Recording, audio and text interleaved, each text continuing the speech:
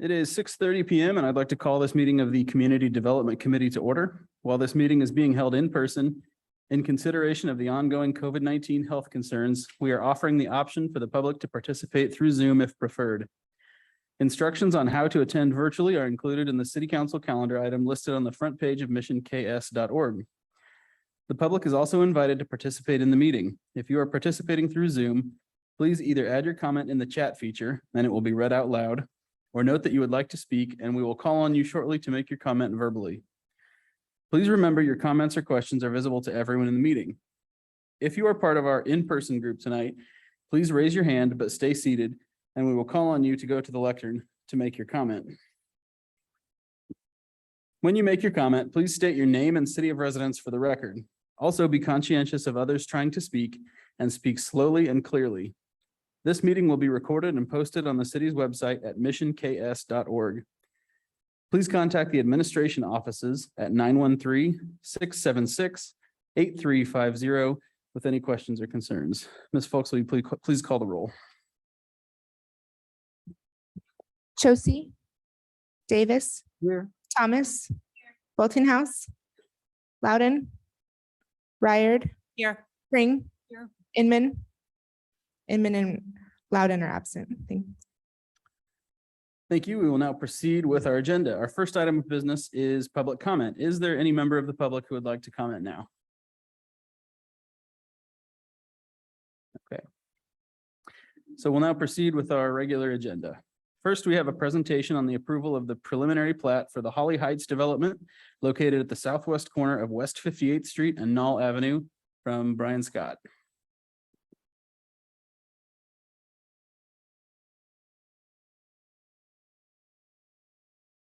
Okay, Emily's working on pulling up the packet with that information. We had a planning commission meeting a couple of weeks ago on Monday, July 25th.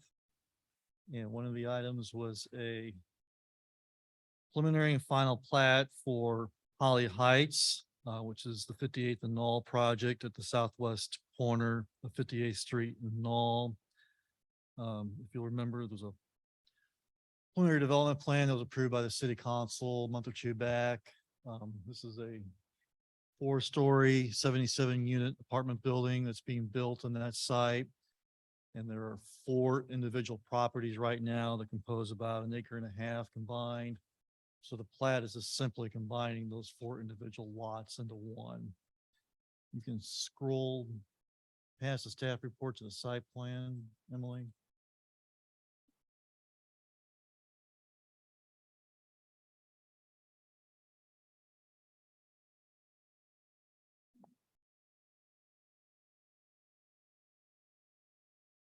That's good. So those are the 4 individual lots, 55 West 58th Street. And then there's 3 properties on Knoll. So there's an easement that runs down the middle of that property on 58th Street, and kind of runs along the back of the properties on Knoll. It's both electrical and water easement. There is no right-of-way dedication with this plat since we already have the right-of-way from the previous plat that was filed in the 1920s. There are 8 on-street parking spaces that are identified in this plat. And we're asking the developer to enter into a maintenance agreement with the city to maintain those parcels. So they're actually in city right away, but we're going to ask them to maintain that. And we'll be presenting that to you at a later date. So So that'll be on your meeting on the 17th for your consideration.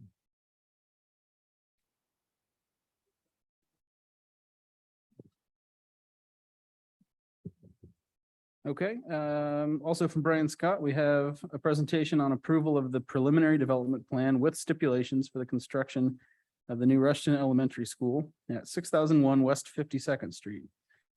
Go ahead, Brian. Okay, this item was also on the planning commission meeting for July 25th. As you all know, the current Rushton Elementary School was built in the 1950s. And it's kind of reached the end of its useful life as a school. So the school district received voter approval for a bond issue a couple of years ago to build a new school at this location. The school district hired Insight Design Architect Studio to do the design work. They held a number of meetings with parents and educators and other interested parties throughout the winter, kind of coming up with preliminary conceptual designs for the building. And then submitted a preliminary development plan to the city this past May. They had an informal neighborhood meeting on Wednesday, July 6th. It was kind of an open house. I think there was probably about 20 folks that showed up. It was really for the benefit of the neighbors that live around the school that just didn't participate in the previous processes. They don't have school kids that attend the school and are a little bit out of the loop of what's going on. There were no negative comments received at the meeting. There was nobody that came to the planning commission meeting on the 25th to provide testimony either in favor of or against. So it was a pretty straight up project. What they're proposing to do is to build a 75,000 square foot building on the site. It's mostly one level. The east side of the building will be two level. There's going to be a gymnasium at the northeast corner of the site. And then the building kind of makes a reverse upside down U, if you can imagine that. And then that east side leg will be 2 stories. And that'll be primarily for the older kids. And I think a media center will be in the lower level and some special education classrooms. And then on the west side of the building is all one level, and that's for the younger kids. There'll be a drop-off area on the west side. So if you're familiar with the school right now, there's a small parking lot and kind of a playground area behind. They're going to obviously tear all that out with reconstruction, but there'll be a large drop-off area with a parking lot in the middle. And that drop-off area is going to be multiple lanes. So they'll be able to get as many of the cars off of 52nd Street into that drop-off area, kind of reduce the queuing that occurs right now at 52nd Street in the mornings and the afternoons for the pickup. And then the kids will just get out of the car and go right into the west door there. There'll also be a front door along 52nd Street. And then there'll be a small parking lot area, a bus drop-off and pickup area on the northeast corner. So, like I say, there were no testimony from the public at the public hearing before the planning commission, and they did approve it unanimously. And that will also be on the agenda for your meeting on the 17th. Yeah. Any questions or comments on the development plan? Councilmember Brian and Green. I have been at every meeting in planning for this, and it's a great opportunity for the city of Mission to have a school in our area that's reconstructed, environmentally sustainable. There's several components to it are good. I had asked about solar and did not get accepted, but I think they're heading in the right direction, and I'm glad a school this far north is finally getting acknowledged for the need for a reconstruction. Yep. Anyone else? I noticed there were quite a few stipulations on the approval from the planning commission. Could you speak a little bit to that? Were there some things that were overlooked or just being extra thorough there? Seemed like a pretty big list. You're looking at the ordinance. The stipulations that came along with the PDPs. Yeah. Yeah, a lot of the stipulations they have in the ordinance are really kind of boilerplate. We put those, you'll see those in every ordinance we have with the approval of a preliminary development plan. And just kind of sort of making sure everything's buttoned down and we have final stormwater plan that's approved, and they're gonna Okay. get their demolition permit, and because it's a fairly large site, they're gonna have to get a land disturbance permit, and that's gonna require erosion control and a number of steps that have to, not only approval by us, but also approval by the state. Okay. There's some other parties too that they have to, Johnson County wastewater for their sanitary sewer connection, and Water One for their water connection. Okay. So that's a lot of the language you see in there. A little more routine than I thought. Yeah. Okay, thank you. Next, we have the presentation on approval of the preliminary and final plat for the Rushton Elementary School and acceptance of the right of way at 6001 West 52nd Street. That'll work. You can just keep that one right there. So when we met with the architects in the school district to begin working on the preliminary development plan review, we noticed that like a lot of properties in Mission, this had never been platted.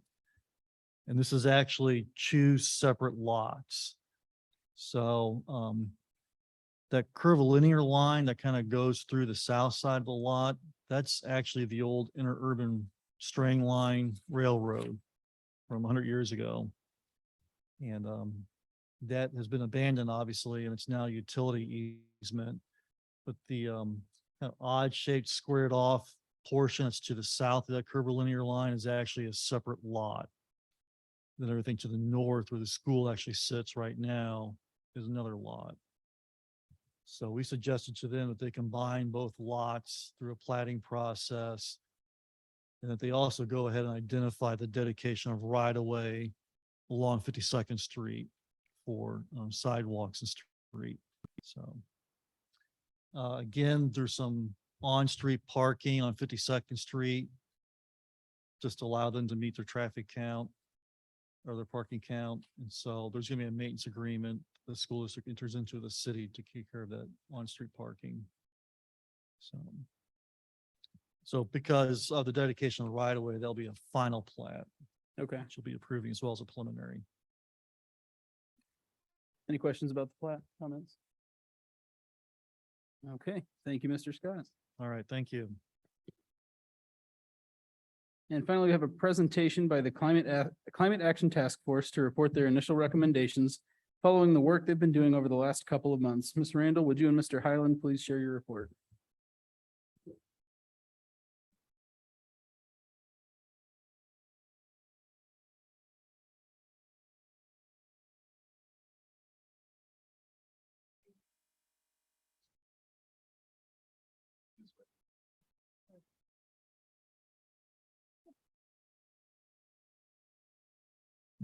Thank you all. It's really exciting to be here for you. Our group has been hard at work. We're really excited to bring forth today the first recommendations from this group that has been formed. Thanks to the mayor for forming us and bringing us into fruition, into this council for the support that we've received and the interest in climate action as a topic, and enough so that we formed a whole group to talk about it and address it at the city level. I don't need to tell you all this, but as a resident, I see it again and again. You have a frickin' fantastic city staff. I just, every time I get to engage with them, I am remarkably, and I've known Emily for a while, but all the folks that I've been able to engage with as a resident through this process, I'm super impressed time and time again. So I wanted to say that right off the start. Absolutely. Absolutely. So anyway, there we go. Okay. So a little bit about why we're here. I'm just going to start with Climate Action KC. This is a regional effort, a regional climate plan, really. It's been getting going since about 2018, when we formed, the group brought together folks from across the region for a workshop to look at climate solutions. And that was local elected officials and some other community folks who got together and looked at ways they can advance climate solutions on the region. There was a focus on drawdown. I think some of you are familiar with the drawdown effort, that is a comprehensive plan to address global warming. And it really is great. It breaks it down by various little categories and sections. Really, really a great approach. In 2019, that effort resulted in a climate action summit and a playbook that sort of for the region gave us some menu items, if you will, to sort of look at, and for cities and other local municipalities, governments to look at and say, well, this one makes sense for us. This one really doesn't. And it was published and hopefully it was the goal to get cities like us to take a look at it. In 2020, we had a regional greenhouse gas inventory. And in 2021, the region at through Mark and the city, you all expressed support for this plan, the climate action plan. You signed up and said, we're on board. And in 2022, the mayor appointed the group that I'm on, the task force, to go through and look at this plan and see what makes sense for mission. And so, I think there's this slide, there's a lot of stuff up there. I think it's important just to take a minute to recognize why we're here. This is, I sit on the Sustainability Commission, and I often talk about ourselves as the future people. We're the ones who look forward to the future. But I think if there's one thing that I could communicate to you and anyone who's listening, the future is today. Tomorrow is today. Dr. King mentioned times of the fierce urgency of now. And I think that now is the time for action on this topic. We have our food supply is threatened by rising temperatures, drought, water stress all around the country, and the heat can harm livestock. And it is just these are myriad impacts. Human health, heat is one of the deadliest weather phenomena there is. Dry conditions lead to wildfires, floods bring water diseases. I mean, it directly impacts human health today. And I think the biggest impacts are felt among our most vulnerable populations. The aging, the elderly, low income, people of color, they have faced a disproportionate impact of these climate situations. And our infrastructure is stressed. When it gets hotter, our air conditioners go up. That stresses the cooling grid, our power grid. And it's flooding affects bridges and roads. I could go on and on and on, but it's important, I think, for us to remember at the outset of this, why we're all here. We must build resiliency, and we must do it now. And I think there's good news too in all of this, in addition to some of these actions that we're going to talk about, staving off doom and gloom. They often have economic benefits that return as well. When we take these actions, we're not just stopping dastardly things from happening. We're making good things happen in our community too, in terms of economic benefit that we can see and invest in and return in the long term. So with that, this is our group. You'll see, I'm not going to read everybody, but in general, it's composed of city staff, those remarkable people that we talked about before, and also, just as remarkable, the groups of citizen advisory boards that we have here, from the Sustainability Commission, which is where I come from, and the Parks, Recreation, and Tree Commission, the Planning Commission. Though you also have excellent advisory boards in this city as well. Certainly the group that I'm on, I'm very proud of, and I think that that group has really grown over the past time that I've been involved. I've been involved with it for 7 years, and to watch it grow and to watch it develop into what it is today has really been something. So this is a great group of folks. Emily is going to talk about the recommendations themselves, but before we get into that just a little bit, we were charged to come back with sort of shorter and long-term recommendations based on that menu. And we're looking right now, we're looking at more at those 2023-ish ideas. We'll be back later to talk about some of the more longer term stuff. But as I said at the beginning, we didn't want to wait. So here we are. fierce urgency of now and all. And so I think the other thing that I want to say bring forward to you all from my experience with this group and with the Sustainability Commission is we hope that Mission sees itself as a leader in the region in these efforts and wants to position itself to take more aggressive action than the rest of the region and to position itself as a true champion of these ideas. And so these recommendations are put forth with that in mind. Thank you, Andy. So I think most of you have all touched and read and perused the climate action plan at the regional level. So that was our starting point. That guide indicates a goal of net zero greenhouse gas emissions by 2050. That is kind of the overall umbrella. The plan lays out interim goals that are shorter term that get us, working towards that overall goal. And those are broken out into, if you think about whatever does emit, and again, remember it's net zero. So this doesn't mean that there are no emissions occurring, but that you're offsetting those emissions so that you have a net zero impact. Local government operations, that's something that people like you all have control to pull those levers. So that's the regional goal of 2030. You'll see it's hard to read a little bit, but this is just a snapshot from the plan on the right. Missions goals that I will be walking you through are on the left. As Andy mentioned, we see ourselves as a leader, so we wanted to beat the regional goals. So just quickly, the local government goal of 2030 regionally in 2025 in Mission.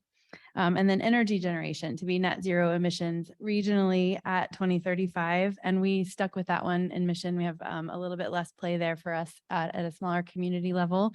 And then homes and buildings for the region by 2040. And we want to beat that and hit it at 2035 in Mission.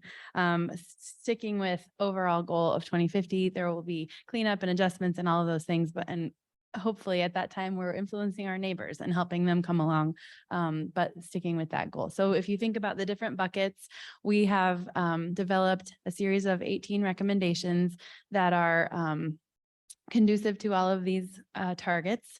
They are based on the Climate Action KC's 2022 municipal policy recommendations. So those are things that are specifically tied to strong impacts on emissions in particular. So this is an educated group who's been looking at the plan and looking at the data on the regional level, and then applying that to some themes and actions that we can take that do make direct impacts and draw down the emissions levels for what we'll talk about. So whereas Mission doesn't have a specific number for if we do this, that will be a reduction of this, the guidance from the regional group and the Climate Action KC group is where we started on these recommendations. So we'll just get into it, and I'll try to be as brief as possible. There's lots of discussion behind each one of these, and I'm always available for questions. And then we will further be dissecting each of one of these. So it's a broad goal. We tried to be specific in many cases, but where that will. Some of the detail is still to be fleshed out. So it's a conversation. I just want to touch on them this evening, though, so you can believe that you've discussed them. So transition city-owned vehicles and equipment to electric as appropriate. And you'll see the little letters behind, and this was my attempt to code them based on the interim goals you saw. So if G stands for government operations. So that's that 2025 goal. And I will say, we did our last climate inventory many years ago, and it is due to be updated. We will have additional information at that time and can really true up what we've done. But if you think about where we are and what we've accomplished just in the last few years with the Facility Conservation Improvement Program, switching our lights to LED, all the facility upgrades we've done, the participation in Evergy's Renewable Direct program, we are quite some ways down that road. So that's why we thought we could be so aggressive to be net zero by 2025. Okay, so number one, electric vehicle and equipment transition. Number two, include sustainable elements when refurbishing or constructing new city-owned parking lots, including infrastructure for electrical vehicle charging stations and enhanced water retention and filtration. Again, a government operation. Expand native planting to more city facilities. Again, government. Implement purchasing changes in each city department that would significantly reduce related waste and greenhouse gas emissions. Government.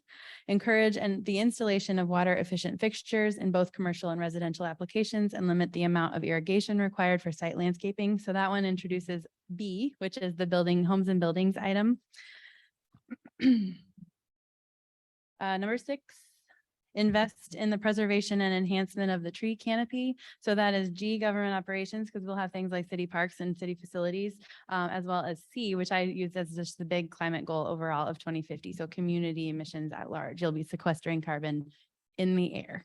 The number 7, educate on the importance of composting and share resources about how to do it. Evaluate other cities' citywide composting programs. So again, G and C.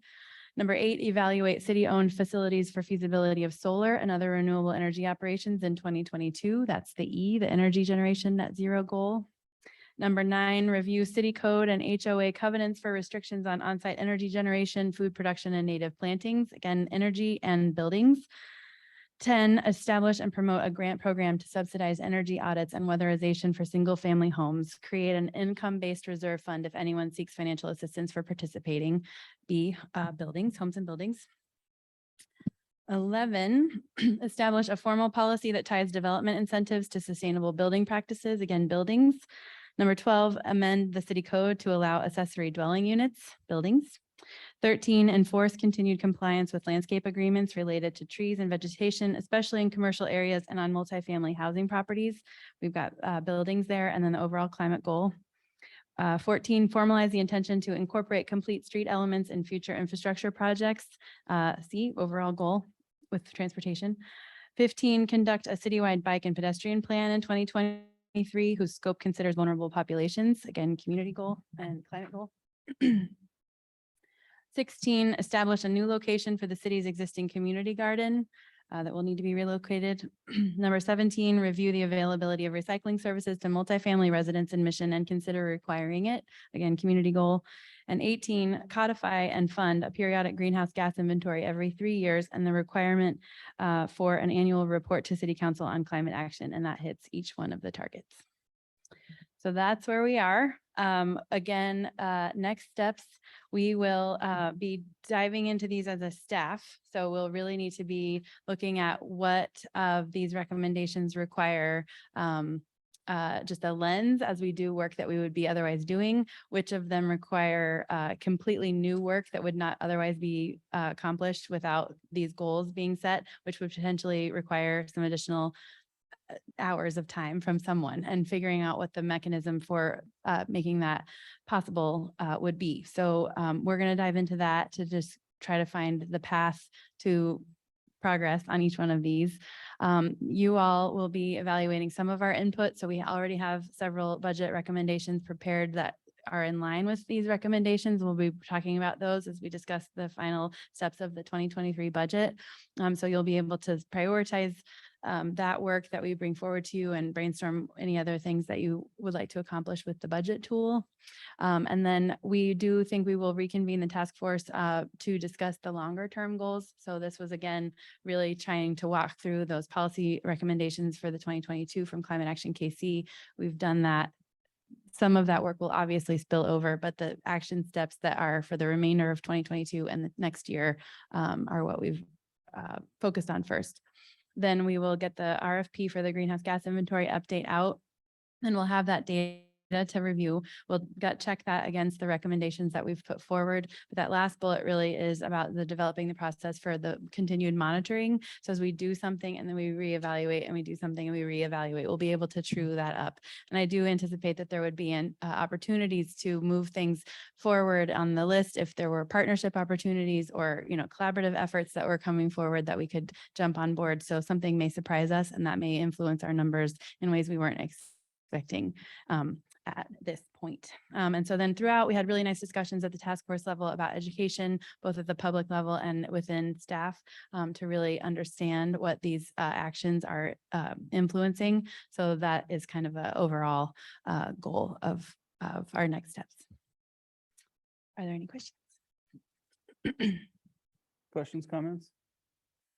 Councilmember Kring? We discussed this briefly at the Sustainability Commission on Monday evening, but as we move down this road into the positive arena of environmental success, and I think it's a great success, I would really like to get into the measurement component. And I know you're not there yet. We're at the global level, but I think you could take some examples. For instance, if the city moved to pervious parking in its allocated parking, we could measure the stormwater that potentially could have been there that now will be alleviated as a runoff component based on that. And I think your general population constituent one will understand that. That makes sense. Not only are you saving a resource, we are saving money by doing that. So I would look at the measurement component as we move through this, and from the global, start honing down so we can get some of that in order to sell the process to the general public. And I think that's real important as we move forward. Great. Councilmember Loden. I know that Missouri has a program that will do energy audits for people. And I don't know, I just did a quick check to see if Kansas had something on that side, but I mean, there might be something already in place that we can just promote and advertise and get that going. I don't know if it's just for low income housing people or if it's for everyone, but looking for things that are already there, I'm sure you're already thinking about. No, it's great. We've had really nice conversations with the Metropolitan Energy Center, and they're really actually looking to us to develop a pilot program that would be able to be really kind of tightly packaged and able to be shopped out to other jurisdictions. So there may be something that exists or that used to exist or something, but they liked the model that we were using based off kind of some of our neighborhood services programs that we offer. So they seemed extremely interested and I anticipate we partnering with them as we roll it out, but then also really promote it to neighboring jurisdictions as well. So I'm hopeful for that. Councilmember Davis. First of all, I'd like to commend you for the recommendations. They're very good. The one question I have is with the technology and the point at which we are at, the cost of doing some of these things at this point is quite expensive. And so the thing we're going to have to weigh is how soon can we do it? How soon is the technology actually available at a cost we can afford it? And that is something I think obviously staff will be involved in going forward. But I'm thinking of all of our vehicles, the things that we have reliant on diesel. Yes. So the availability of being able to transition to electric vehicles at this point is something that I wonder how soon that's going to be and whether 2023 is really realistic. Yeah, and Andy could say this better than me, but the group felt that its charge was to be assertive in the recommendations. That is the goal and the target. And then the implementation step, you could apply it as an appropriate to probably many of the recommendations. But there were really nice discussions among all the staff and all of the departments about what might be possible. It was a very optimistic and forward-looking attitude, I think, the part of all of our members. And so I think that where appropriate is to be taken with, genuine intention, and we'll see what we do. Councilmember Crane. Just a couple more things. I want to make sure that we continue to pursue grants because EPA has a lot of grants and a lot of them go to the other entities like Mid-America Regional Council, like the Metropolitan Recycling Center. There's a variety. And then you actually apply through them and they get their grant through EPA through a federal source. Second thing, I think we ought to think down the line as we're looking at sustainability successes, as we start looking at individuals who live their lives that way, whether it be through recycling, whether it be through, planting trees. And we ought to acknowledge individuals in the community that are doing those things. They're not getting paid for it. They're not getting pats on the back, but eventually I think we need to say, look at what Joe Smith is doing and look at how that is adding to the whole. Councilmember Ray. We've done some of that through our Sustainability Commission scorecard. That's really for businesses. I think you're talking about more an individual level, which is a whole other thing. But I think the Sustainability Commission, has expressed some desire to recognize, and that's what that whole program is really about, is to take success stories in our community, people who are going above and beyond and don't have to, and recognize them and get them some pub and some happiness and some celebrations and a plaque. This is Mhm. great. But yeah, that's a good idea. That's good. And we're thinking about that too. Councilmember Ryder. Yeah, I just wanted to commend you guys. It's always such a treat to get to hear from both of you. So this is just, I'm really proud that we have a mayor and council that puts this at the forefront of this and that you guys have spent so much time putting this together to present to us. So I just wanted to thank you. And this is important. Like, we can't sit here and be on a council if we don't have a plan in it some days. So thank you so much both. So thank you. Thank you all. Yeah, I mean, for it's this group's desire and will to make this happen that makes all of it go. It really is. So as a resident, I'm appreciative to have a governing body that has the thought about this. Sorry. My voice is loud. I'm not used to being amplified. But as a resident, I am fortunate. I feel very thankful to have a governing body with such a will to make this happen, to form groups like ours, to treat this so seriously. I mean, I think that's not a given everywhere, and I'm grateful for it. So thank you. Councilmember Parker Thomas. I just wanted to thank you both. There's been a lot of conversations and a lot of ideas and a lot of, all over the placeness throughout, a very condensed 6 meetings. We were able to accomplish a lot, and without you two, helping herd the cats and keep us hyper-focused on what our charge was, I think we could have had those meetings weekly forever and just have limited ideas. So thank you both for helping make that happen. And then also thank you to the mayor for prioritizing this. Every city is not every city, but the cities who have a prioritization of climate action is every city's taking a different approach. And I'm excited to see Mission is leading in this approach. And I am just grateful that we have a mayor who cares enough about our work to make this happen. So thank you. Any other comments? Councilmember Boltinghouse. Yeah, just everybody else, I really echo the comments on gratitude. Really nice to hear both of your ideas tonight. I just wanted to make a comment from, my perspective sitting here. These types of things are what excite me the most in my term, to be able to kind of talk through and discuss. And I really hope that we're able to at least take a couple of those and, get them going next year and just start chipping away and not lose sight of, the forest for the trees, and really just start checking some boxes and getting some things going. So thank you so much for the rejuvenating and inspiring presentation. Thank you. Mayor. Yeah, I just wanted to say thanks to the task force. Echo what's already been said. Thanks for all of the hard work, and thanks for council and staff support, on this mission. I think it's really going to take all of us, and it's going to take concerted action. And I think, for example, if you look at our Rushton If I Were Mayor contest posters, you saw a lot with our younger community members, that this is on, the forefront of their minds, that they're really thinking about this. They want to know what we can do together to make our community more sustainable. So I really appreciate all the hard work. Any other comments? Well, thank you so much. That was a wonderful you. presentation. Thank you. And Ms. Smith, would you please share how you anticipate these recommendations moving forward as part of the 2023 budget discussions? Yes, so the task force has been gracious enough to lay these out. And so we will be in the next couple of weeks incorporating those into kind of the final recommended budget that we will look at on August 24th and again on August 31st as we move to final adoption on the 7th. Okay, thank you very much.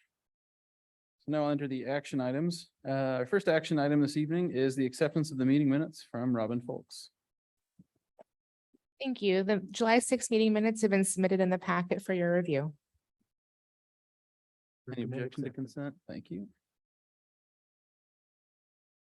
Consent. Thank you. The second item is consideration of a master agreement for an ADA transition plan from Brent Morton. Thank you. It was said it's in reference to the master agreement for the ADA transition plan. An ADA transition plan is required for all public entities that employ 50 or more persons by the Department of Justice ADA title. The transition plan identifies structural changes that need to be made throughout the city and documents those. It makes sure everything's accessible, all facilities. That includes our buildings itself, streets, public right of way. So it encompasses basically everything we own that's brick and mortar or streets or sidewalks itself, et cetera. We did a lot of research. We reached out to our on-call engineers to see if they were best suited for something like this. They actually recommended Michele or Michele Associates. Talked to some other outside entities. Overland Park has used her for ADA plans before. She's nationwide, speaks at a lot of conferences. I've been to 2 of her training sessions personally. Very knowledgeable. She is also handicapped as well, so takes it very serious and knows the ins and out of it more than even our on-call engineers do. So that's who they recommend. It took some vetting just to figure all that out.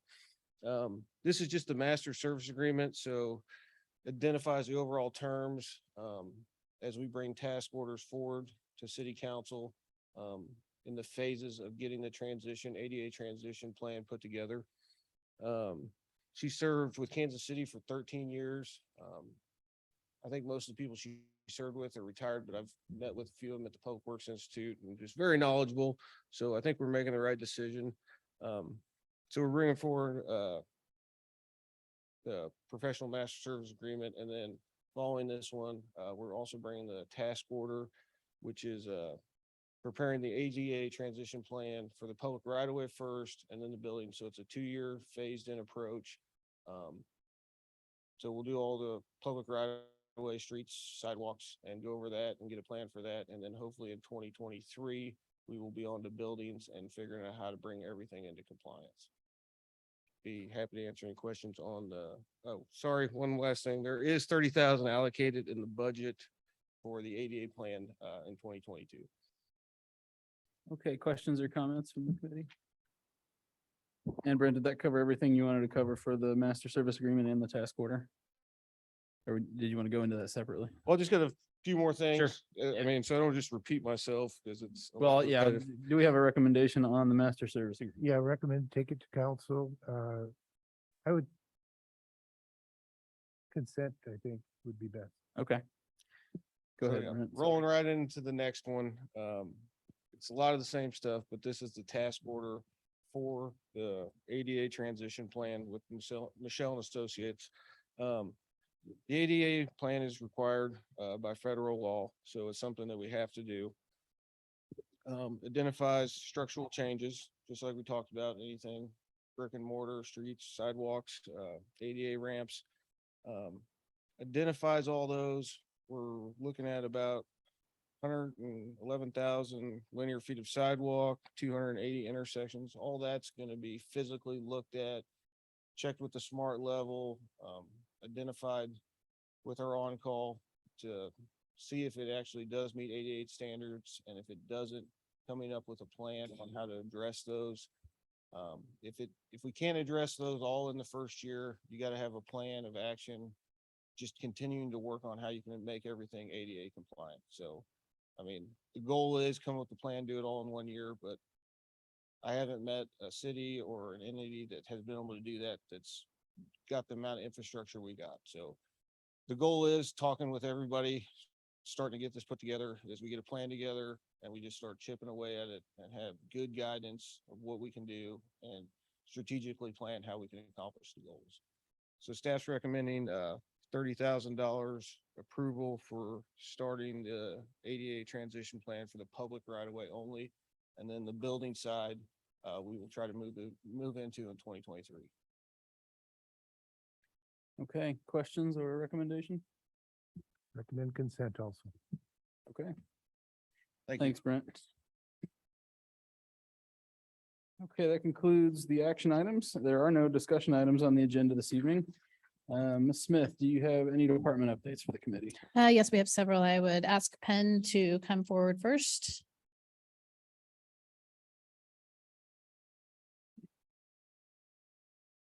Good evening, Mayor and Council. Few announcements. We have the final week of summer camp is this week, so we'll miss their cheery personalities and unending energy. It's been great to have them here. We have the final week of daily outdoor pool season concluding this week. So Friday will be the last weekday that the outdoor pool is open. We'll continue to be open Saturdays and Sundays until September 4th, and then we'll have one final hurrah on Labor Day. But Saturday, Sunday hours will be Saturday 12 to 7, Sunday 12 to 6. We will have the spray ground open and free for residents during weekdays. So Monday through Friday, 9 a.m. to 5 p.m., the spray ground will be free. And then Saturdays and Sundays from 9 to 12, it'll also be free access. And then final announcement is our concert in the park, which is new to Mission, will be happening September 2nd at Broadmoor Park. And that will run from 6:30 to 8:30. Thank you. Thank you. I just wanted to make a comment. Yeah, please. Penn, I just wanted to say thank you for doing the lap times in the mornings. That was an excellent idea. I know that Mark Radeziner had urged us to do that, but I took advantage of it, and I know that a lot of people did. So I commend you on doing that, and your staff for making that possible. It was a great season, and I've appreciated it, and I know others have as well. So thank you. Thank you. Appreciate it. Our team's doing a great job. Okay, Brent, if you have some things to share, please. So some project updates that are going on throughout Mission right now. I'm sure everybody here has been up and down Johnson Drive in the last couple of weeks. So that project is moving 100 times better than I thought it would. So that is good news. They're about 3 weeks ahead of schedule from what they thought it would take. So concrete will be completed this week. We've got almost finished the sidewalk that's connecting Roland Park and Mission now. So there's a sidewalk from Row all the way up to Metcalf now. So that's awesome that we connected all that. Paving is looking like August 15th. They are going to start on the Roland Park side where we added that sidewalk, and there's a lot of accommodations we had to make down there to make the sidewalk work and ADA compliant. So it's very difficult to put all those drives and approaches back in and make everything work. So they're going to start down there with paving operations and try to get the hardest piece done. I would say the week after August 15th, we will be rolling onto Johnson Drive. So you guys might get a few phone calls. It's anytime we're doing paving and lane drops and anything like that on Johnson Drive, it does make it difficult. But we should be through that in about a week, as long as the weather holds out. It's a UBAS treatment, so there won't be a 2-inch dip anywhere. So it's a 5/8 inch mill, which is very drivable. So there will be some headaches, but you can almost get traffic back on that stuff within an hour. So it'll be very minimal for the businesses because we have all that on-street parking. So there'll be points where it's a couple hours where they don't have access to their parking. Everybody will get 48-hour notices before that happens. We've handed out letters. We spoke with everybody. The contractor's been very well. Haven't had a complaint yet, which is unreal to me. Had a few, I wouldn't even call them complaints. They were just, we got to do some approaches half at a time, and some of them get deliveries with semis and stuff. So it was just difficult, but they understood it once we talked to them. But so far, I shouldn't say it, running very smooth.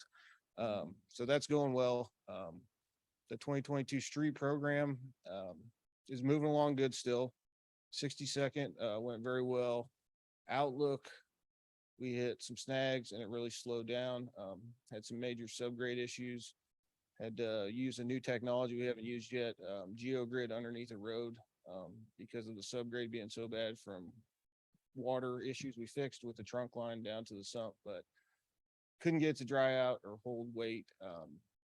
And after we talked with the geotech engineers, if you didn't use the grid, which kind of keeps the soil from coming back up through the base rock, we would have had to go 36 inches with rock instead of the 8 we had in the contract. So got that figured out, but it was about a 2.5 week delay just to get everything right. And, the residents understood, a little frustration, but, you know, we're not gonna be able to touch these streets again for a while with what we gotta fix. So we're just trying to do it right and get it where it's gonna last the next 30 or 40 years. So that actually got its base lift on today. So Outlook gets one more base lift tomorrow. Just want to give it a 2-day process to kind of let that stuff harden up. And then we are moving to reeds, milling on Friday, and then full removals starting Monday. So they will be after Monday, after next week, driving on rock until we can start setting curb line, getting the base lift asphalt in, and then start working on driveways. So my timing in my head, they'll probably both Johnson Drive and the street program will probably start ending about the same time this year. Rock Creek's moving along as well. Had a few design issues in the beginning, just some of the materials weren't available, so I had to make some tweaks to make sure the loading could take the weight of the wall itself along the creek channel, and trying to keep Rock Creek's trail still within our trail easement. So there was some difficulty there right behind the CBD store, kind of bottlenecks, and we're just trying to stay in our easement, but that is all running smooth. I'd say in the next 3 weeks, that will probably be very close to be buttoning up. So, we should have most of our projects buttoned up before we start getting into the winter season. And then further, if you got any questions from residents, sod season starts September 1st for all projects. So right now, everything's just temporary erosion control. So, if it's weeds, if it's spray on mulch, you know, gutter buddies, anything like that, that's sufficient until we get into sod season, and then they will clean everything up, add topsoil and lay sod, and then they're responsible for 20 days. So had some calls and plates on that, but you're kind of throwing money out if you try to maintain something that you're just going to go tear out in the next month and a half. So that's what I got on the project side. Be happy to answer any questions. Councilmember Davis? Brent, thank you for the update. Appreciate it. Appreciate all that you and Miles have done in the projects throughout the city. It's quite, quite the effort. Do you want to update us on what happened to Lamar, just this past week? We're just talking out here on 60. The water, yeah, the water. Yes, yes. So there is a 24 and an 8-inch main running down Lamar. Basically, I think they start from MARTWAY, and it's a bigger main once you get to the north side of town that services Waterworks Park. So the 8-inch main blew. Just, it's one of those things. I mean, we're in the middle of where all the mains come together at Waterworks Park. So there's a lot of big infrastructure underneath the roads. They are doing a new system. I know, and my dates might be wrong. It was, I think this year or late last year, all the way through Woodson and kind of going up from the north to south side of town. They were opening holes everywhere. So they've got a new crawling system that crawls through the mains to inspect them, but they had to redo the 90s because the machine can't make the turn. So they are getting more efficient at addressing the issues with the mains, and I mean, trying to fix everything. But with the extreme temperatures and the dry weather, I mean, I come to work sometimes on Monday and there's 15 permits on my decks from water main breaks all over town over the weekend. So they will get it fixed. Superior Boeing is their on call. So once they get the line fixed, they'll get them scheduled and we'll get a full patch out in that street. So we are monitoring it. Did I see your hand, Mayor? So yeah, I just wanted to ask about if there would be either police presence or signage on the new traffic patterns on Johnson Drive with the road diet after it's complete, or is there a plan on that piece? So I don't know any police presence. I've never taken that step before, and I've never added, well, this is the first time we've done it, I believe, here in Mission, dropping something to a 3-lane. There wasn't any recommendation from our on-calls to do anything like that. You know, everybody's kind of used to it past Null. So I think the transition, I mean, we're striping it very well, double yellows. I mean, it's very clear of what's coming. We can definitely have some internal discussions about that, but really don't have any plan besides, you know, we talked to all the businesses, Facebook, and then the website. So, I mean, that's about as far as we've taken it, and then the public engagement, stuff like that. So. Any other questions or comments? Okay, thanks, Brent. Thank you. Thank you, Brent. Emily. I don't usually have all these department updates, but it's been a little busy the last couple of weeks. Yeah. I just wanted to publicly share what we shared via email today for the sustainability scorecard that came to you on the 58 Nile project. So just to remind the public that the Sustainability Commission has the scorecard process, which is a voluntary process that development can undertake. It involves themselves self-scoring their own project against several sustainability elements, or sometimes in this case, not actually providing a score, but just outlining their own project's approaches to several different elements of sustainability. Then a subgroup of the Sustainability Commission evaluates the scorecard response. And then there's a presentation, which is just an excellent opportunity for dialogue between the developer and the commission, which just is a brainstorming session almost, and a learning in both directions of what's possible, what's feasible for the site project, what we would like to see as a community, what our values are around these elements. Just a really nice give and take. Again, a carrot approach, not a stick, and voluntary. Then the project is completed, and then the developer and commission come back together and kind of true up what was anticipated or expected and what actually was built. And then if scoring matches, then we do some of the recognition that Andy Highland spoke to earlier in the meeting, where we really highlight the project and the elements that they did include that are now a part of the project. And these are elements that are above and beyond what is required by code. So it really is those things that improve quality of life, sustainability on that voluntary basis. So look for that. And if there are questions from the public, we'd be happy to answer those as well.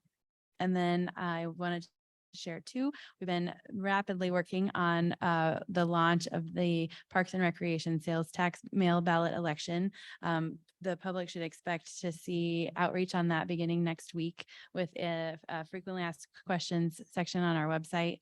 The key dates, members of the public, registered voters, should receive their mail ballot probably around September 2nd, just early September, right in that time frame, and they're due back on September 20th, Tuesday. So that is, as you know, the question to renew the Parks and Recreation sales tax at 3/8 cents.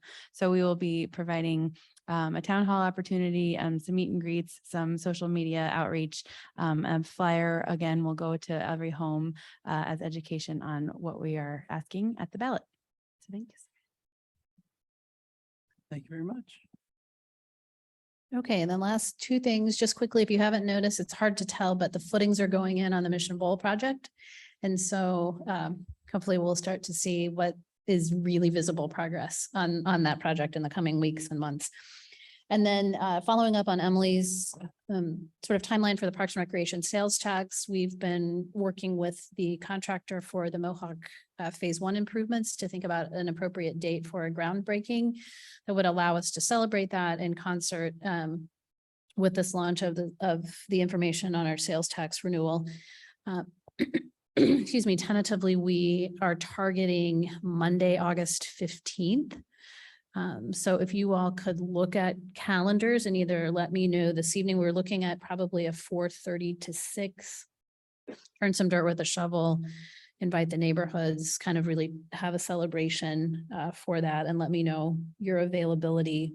That would allow us to take some photos and include those with the informational mailer that will go out and really be able to talk in more detail about those park improvements. So if you can let me know, I would appreciate that. And I believe that is all we have for CDC this evening. Councilmember Curran? Is it possible to get an update on where we are on Wild Oats, on Don Cholitos, on several of the things that are pending for some time now, but I'd kind of like an update if possible. Yes, let us, with lots of moving parts and pieces on all those, but I know that Mr. Scott in particular has been working on kind of a development calendar, an update on what we know on several of those projects, so we can certainly share that out. And one more, I talked to Emily today about where our heart is. Yes, And she tells me it's at Public Works, and it is now in our possession as of Okay. last Friday. We were, I think, towards the tail end of getting scheduled to get it picked up, so we have some ideas about how and where to display that. So we do have it and we'll be able to get that out and start promoting that. Thank you. Anyone else? Okay. It is now 7:29 PM and with no further discussion, that concludes the meeting of the Community Development Committee. This video will be made public on our website at missionks.org. Thank you very much. All right. Jump into the Finance and Admin Committee now. It is now 7:29 PM and I'd like to call this meeting of the Finance Administration Committee to order. While this meeting is being held in person, in consideration of the ongoing COVID-19 health concerns, we are offering the option for the public to participate through Zoom if preferred. Instructions on how to attend virtually are included in the City Council calendar item listed on the front page of missionks.org. The public is also invited to participate in this meeting. If you are participating through Zoom, please either add your comment in the chat feature and it will be read aloud, or note that you would like to speak and we will call on you shortly to make your comment verbally. Please remember your comments or questions are visible to everyone in the meeting. If you are part of our in-person group tonight, please raise your hand to stay seated and we will call on you to go to the lectern to make your comment. When you make your comment, please state your name and city of residence for the record. Also, please be conscientious of others trying to speak and speak slowly and clearly. This meeting will be recorded and posted on the city's website at missionks.org. Please contact the admin offices at 913-676-8350 with any questions or concerns. Ms. Folks, please call the roll. Hilton House. Here. Loudon. Here. Hired. Here. Spring. Here. Inman. Josie. Here. Davis. Here. Thomas. Thank you. We will now proceed with our agenda. Our first item of business is public comment. Is there any member of the public who would like to comment now? All right. So if it pleases the committee, we do have a special guest in the audience tonight who is involved with item number 7, the massage establishment licensing revisions. So just as a courtesy to them, if it's all right, let's go ahead and move that one to the first order of business. And then we can proceed with the rest of the agenda as stated. Does anyone have any objections to that? All right. So we'll jump down to our discussion item, item number 7. This is talks about the massage establishment licensing revisions with Laura Smith.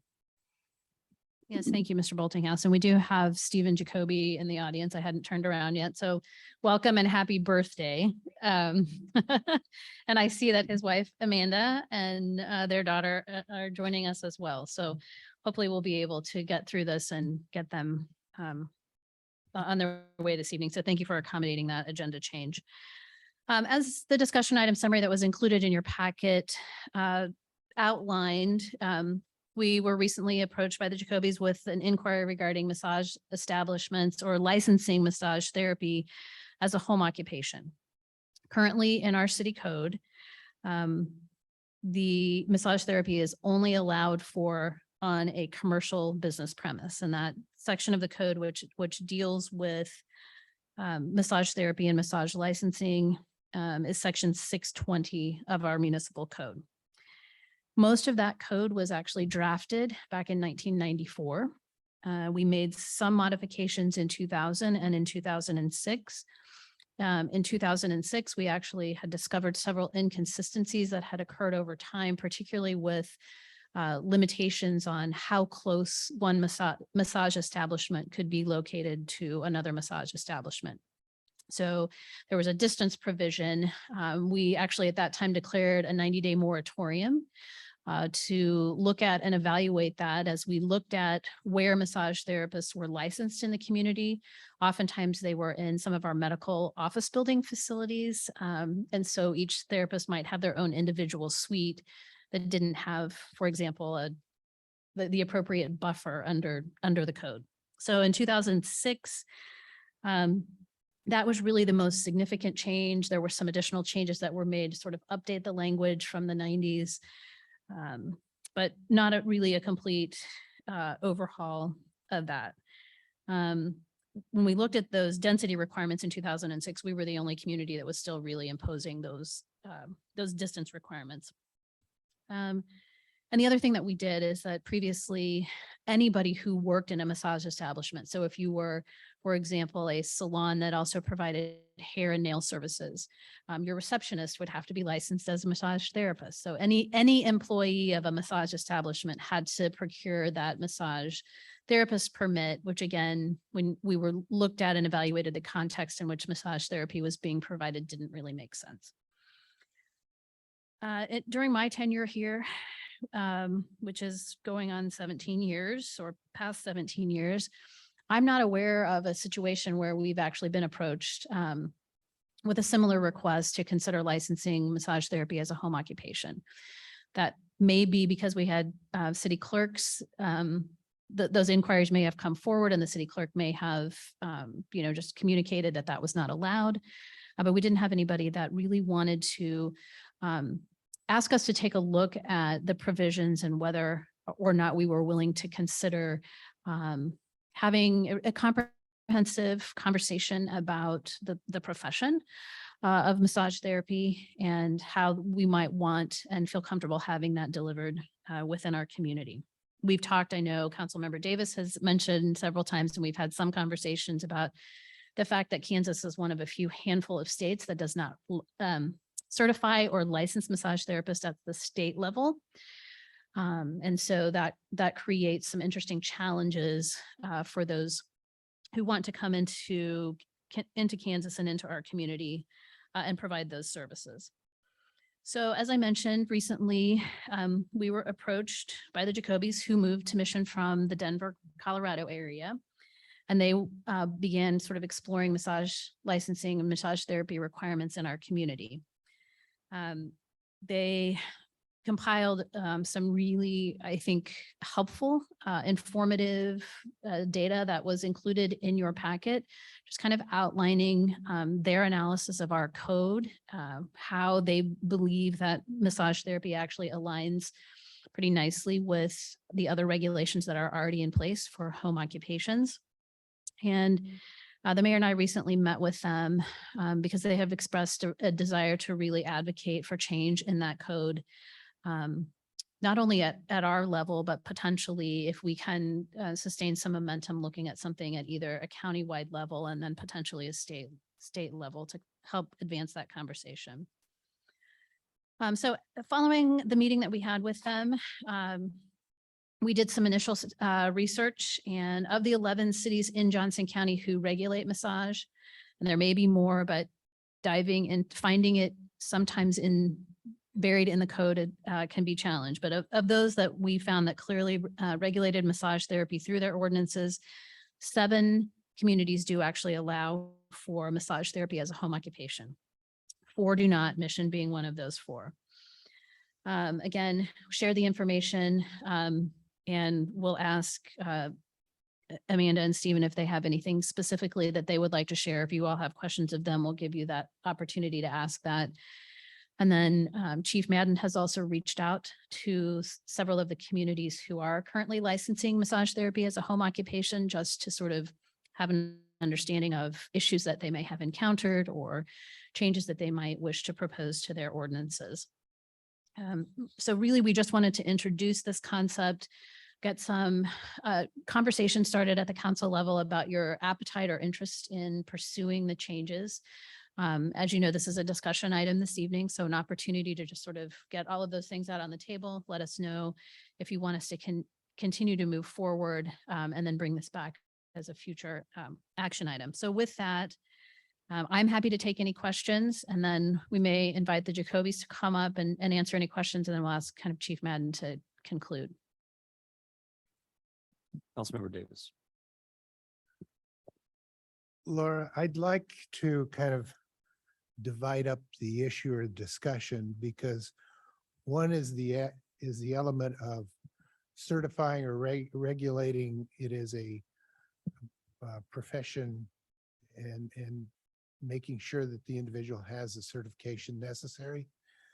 The second is the residential use of a business, because that is a broader question and it doesn't just pertain to massage therapy. It can pertain to a lot of different things that I've seen happen in our communities. For instance, detailing cars in the driveway.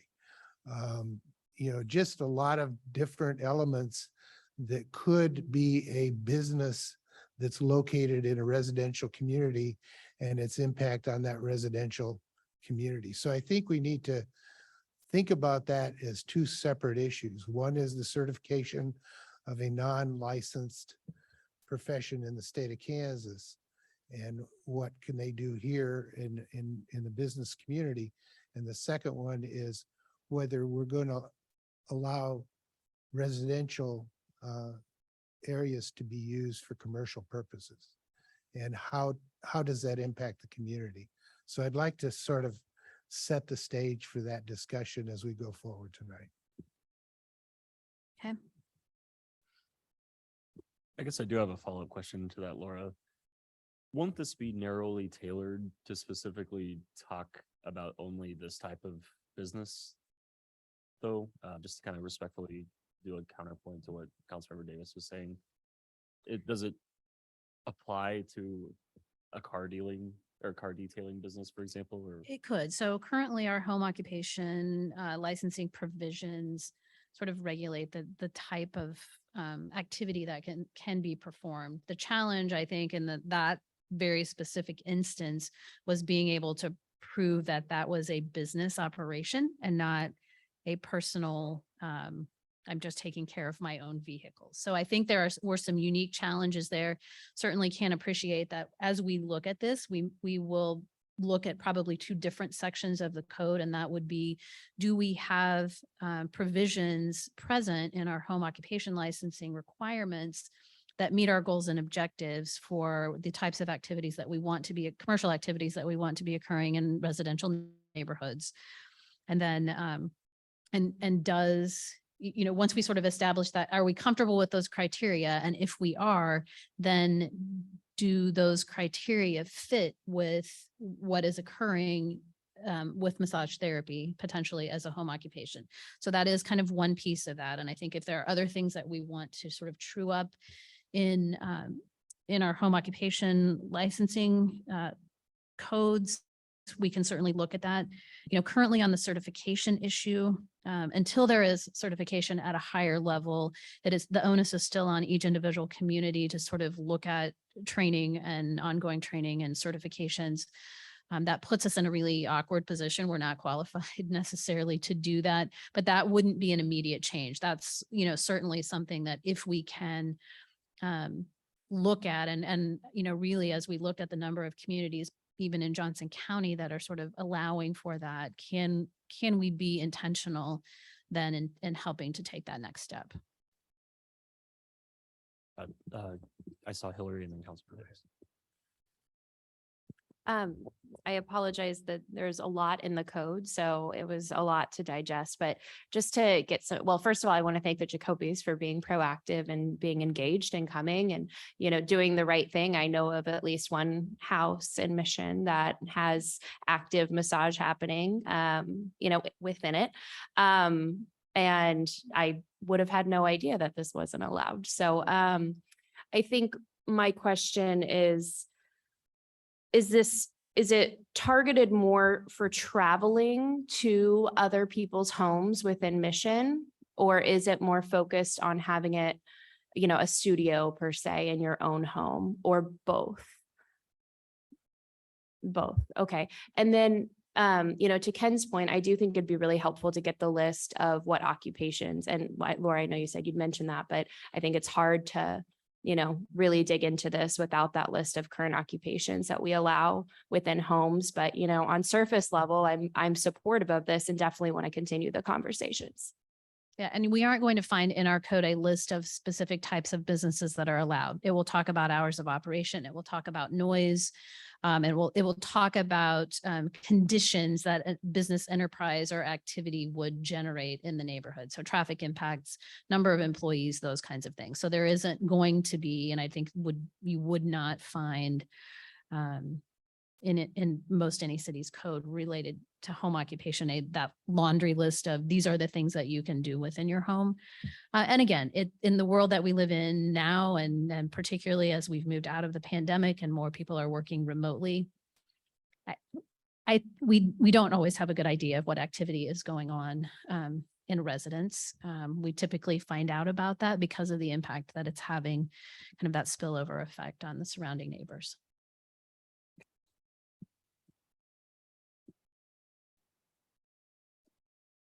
Yeah, my concern is the impact on the community.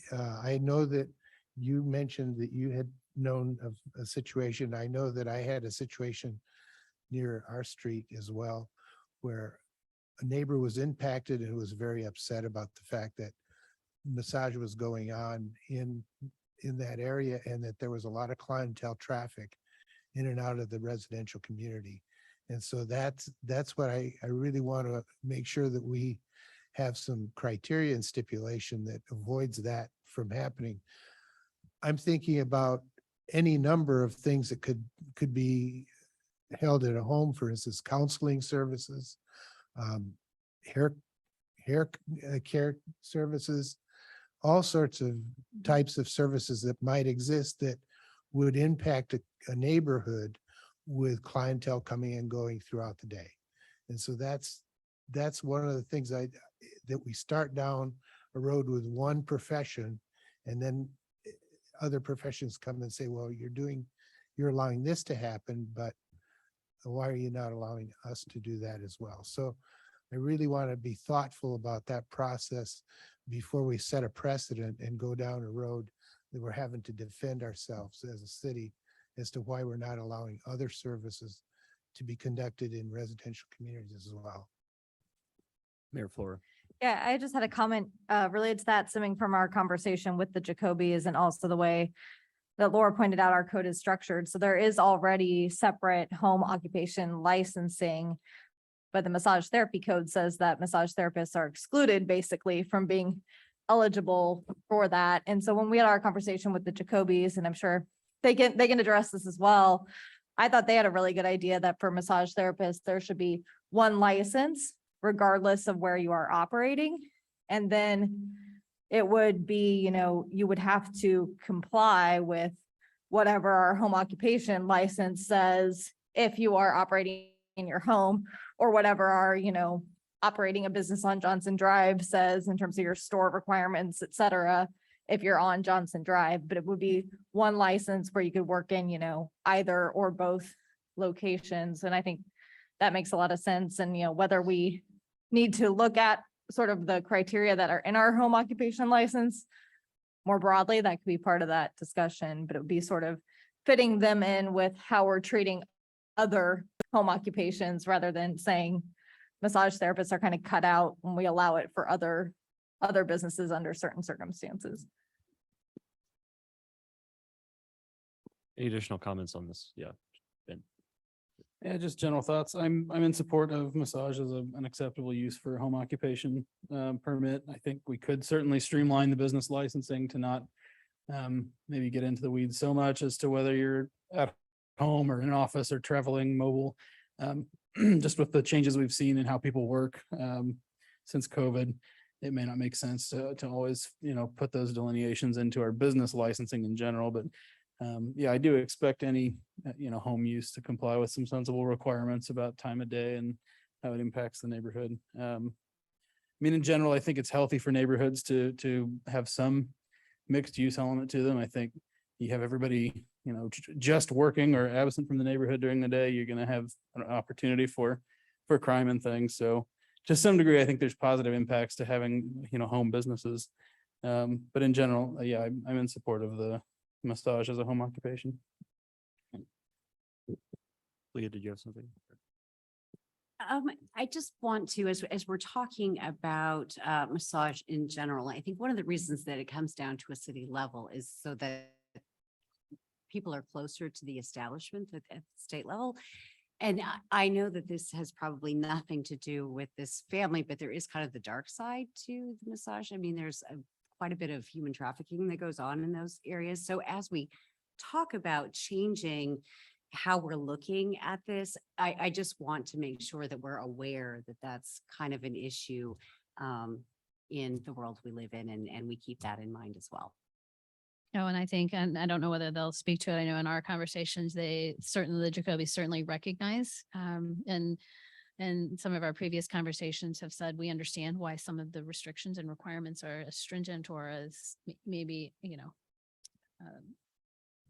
archaic isn't necessarily the right word, but some shady things that happen, Yeah, right? Unfortunately. And so I think their goal again is really to advocate and to try to do this in the right way as we do that. So I will invite them up. Do you all have questions that you would like to ask of them? Barry had one more question. Okay, sorry. Yeah, no, I just wanted to also echo my support. I think if we have the majority of the cities, municipalities that we've looked at that allow this, that we certainly have, examples to look at and kind of go through what they allow and all of that. So I think it adds to a vibrant community, and certainly in support of talking about this more. So. Yes, Councilor Davis. Just one more comment I'd like to make. I served on a number of technical committees at the state level that deal with credentialing and licensing. And one of the things that I thought would be helpful for you to understand is that most of the state credentialing process that takes place happens with regards to what can cause harm to the public. And so there's a threshold that has to be reached with any kind of profession that seeks credentialing at the state level, that it's something that can be harmful to the public in some way or another. I've had a review of, for instance, art therapists that could not get the threshold to say that what they're doing causes harm to the public. Therefore, the state should create a regulatory board or a process for credentialing. And so that's the point of view that the state has in credentialing any kind of profession. That's probably why the massage therapy has not reached to that level as of yet. But that's kind of the perspective from the state credentialing and why it becomes a local issue. Yes, Councilor Thomas. I just had one comment for you, Laura, just as as you take this and kind of chew on it and whatever it is that is brought back to perhaps just reflect a little bit on single family homes versus apartments and potential, regulation. If you would recommend any differences in those regulations. And I mainly think that only because there's finite parking in an apartment complex versus say a driveway of a single family home. But then I think about, Mission Bowl, and we are essentially now having, work living spaces. So that may not apply, but anyways, just, a little assessment on that. And that would be helpful for me. No, that's great. And we've internally, as we've had some conversations, thought about the implications for the live work situation at Mission Bowl. And if we were to make some changes, what would need to happen at the code level? So would you like to hear from the Jacobys or? Yeah. Okay.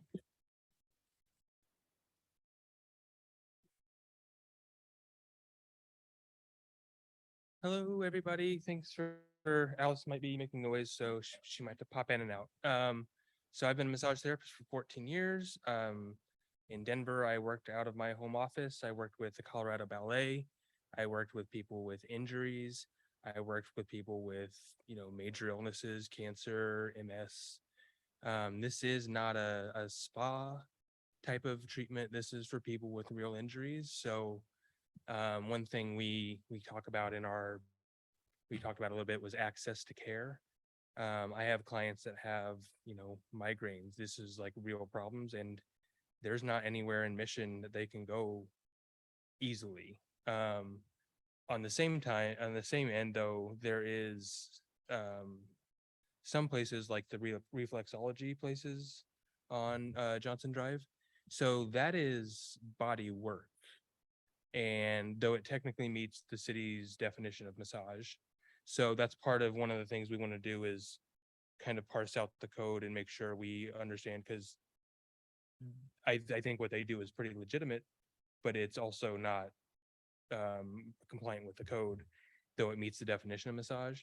But really our main points are, we want to do the universal licensing, which I think that's a great point, that that's a separate issue from the home office thing. Massage therapist practice.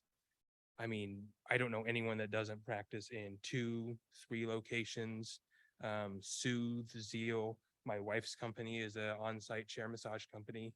And she can't work in Mission because there's only a few massage therapists here and it's really tough to get licensed. She can't hire anyone to send out to go to your office and do corporate massage for Employee Appreciation Day, or to Rushton Elementary for Teacher Appreciation Day.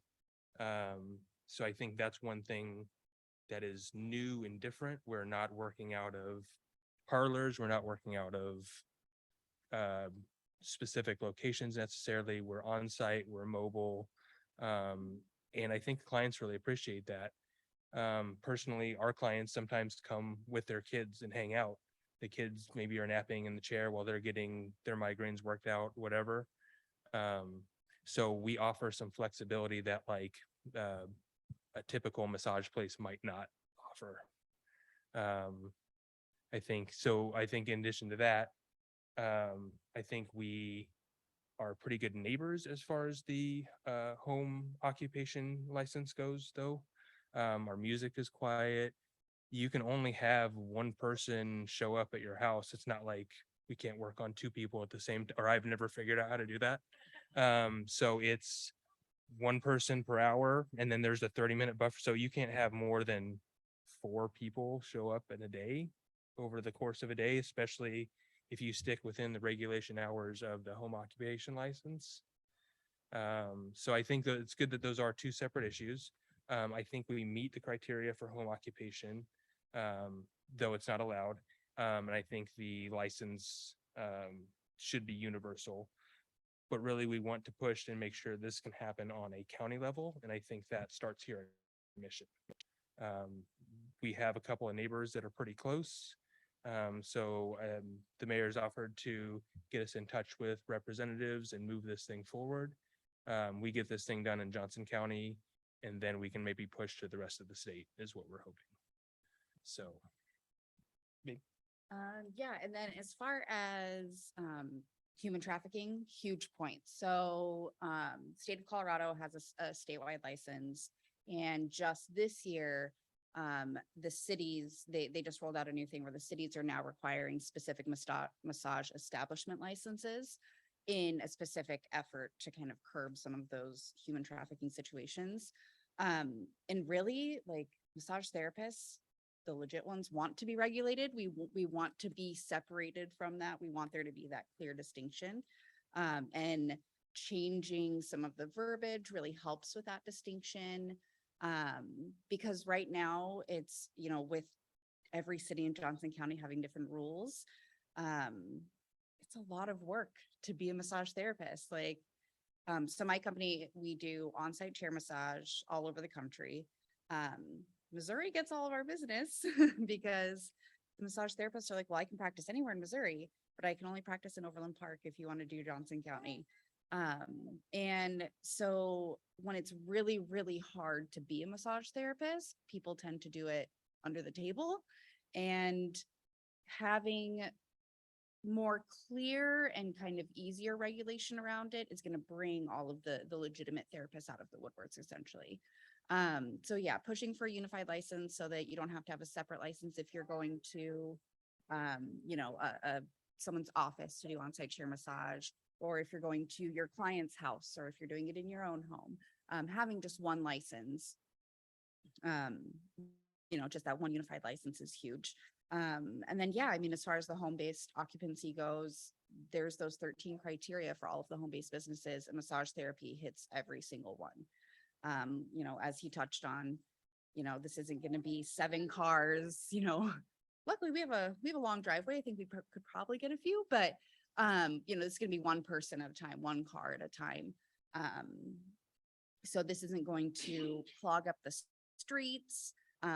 This is a legitimate practice. This is, helping people, as he mentioned, in Denver, especially, some of the ballet dancers, they would bring, like, I'm so sorry, the sitter was sick, like, I need to come see you. And sometimes the kid would just come hang out with us and our 3-year-old and our 12-year-old or like take a nap while mom's getting her massage. And that's not, if that's a massage envy appointment, you have to cancel it and just kind of work through it and things like that. So it offers a lot more flexibility in the realm of the industry.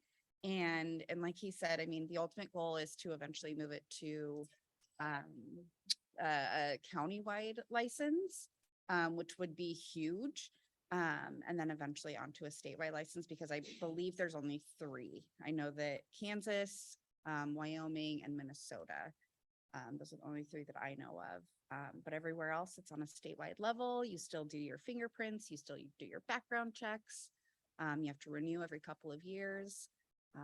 So yeah, it's not to do anything drastic, but maybe just kind of revisit the codes for how massage therapy is now in 2022, as opposed to, I think she said 94 when things were originally written. So. Here, I'll switch you. Yeah, Ken. First of all, I want to say thank you for coming before us. I'm a physical therapist by background, so I recognize the legitimate role of a massage therapist and the credentials and the training that you guys go through. So I do think that it's probably something that at a state level should be credentialed eventually. Yes. I do think also that the issue of reflexology is pretty much doing something that should be also regulated in the same way as anything else that's regulated here in the community, but it currently is not. So, from the standpoint of recognition of what you do and the legitimacy of what you do, I have no doubt about that. Okay. Thank I you. wanted to make sure you knew that for me. Yeah. My issue was really the separation of, we are licensing a business, we're also credentialing at the local level a profession. Right? Yes. And those are 2 different things. And the mix of commercial and residential activity sometimes can create issues. And if we are, as a city, setting standards for what can occur in a home occupation, we need to do it in a mindful way, knowing that it could be any number of things. It could be a physical therapist, occupational therapist working in their home as well. So it's not just a massage therapy issue. Totally. Big can of worms. That makes sense. And I think too, that I think that's currently kind of open, that kind of room. Sorry. This Yeah. is more of a request to remove that specific language from the massage code, that very specifically for massage, because right now that could still be open to other professions, being like, why can't I detail my cars? Because it doesn't specifically say I can. And 2, I think that's true everywhere we could practice massage. There's always the business license, home occupation license side, and then there's always the massage license side. That's, unless it's a place like Western Kansas where there's absolutely no regulation whatsoever. And as my understanding, that was where a lot of the pushback was coming from, was more rural parts where people were kind of bristling at getting credentials, or that their 200-hour school program wasn't good enough for the 500-hour criteria limit, which is about standard from what we've seen most everywhere, 500 hours or so. Yeah, we want to be brought out of the shadows. We are no longer masseuses and masseurs, because we are now massage therapists, because we're desperately trying to get away from that image. So I don't have a parlor, I have a home office and things like that. But I think bringing us out into the light, getting regulated, me working out of my home office, I can make more than somebody could, doing something illicit. Like, I think there wouldn't be any motivation for somebody to get the licensing that we would go through to do this. And then I think too, we need to be working on the county level, on the city level, and on the state level to address human trafficking, which is a really big issue. And I think it has to happen on all 3. But otherwise, if massage is broken up into different cities, if we have a patchwork of codes, it's going to keep being a problem. So. Yeah, Ben.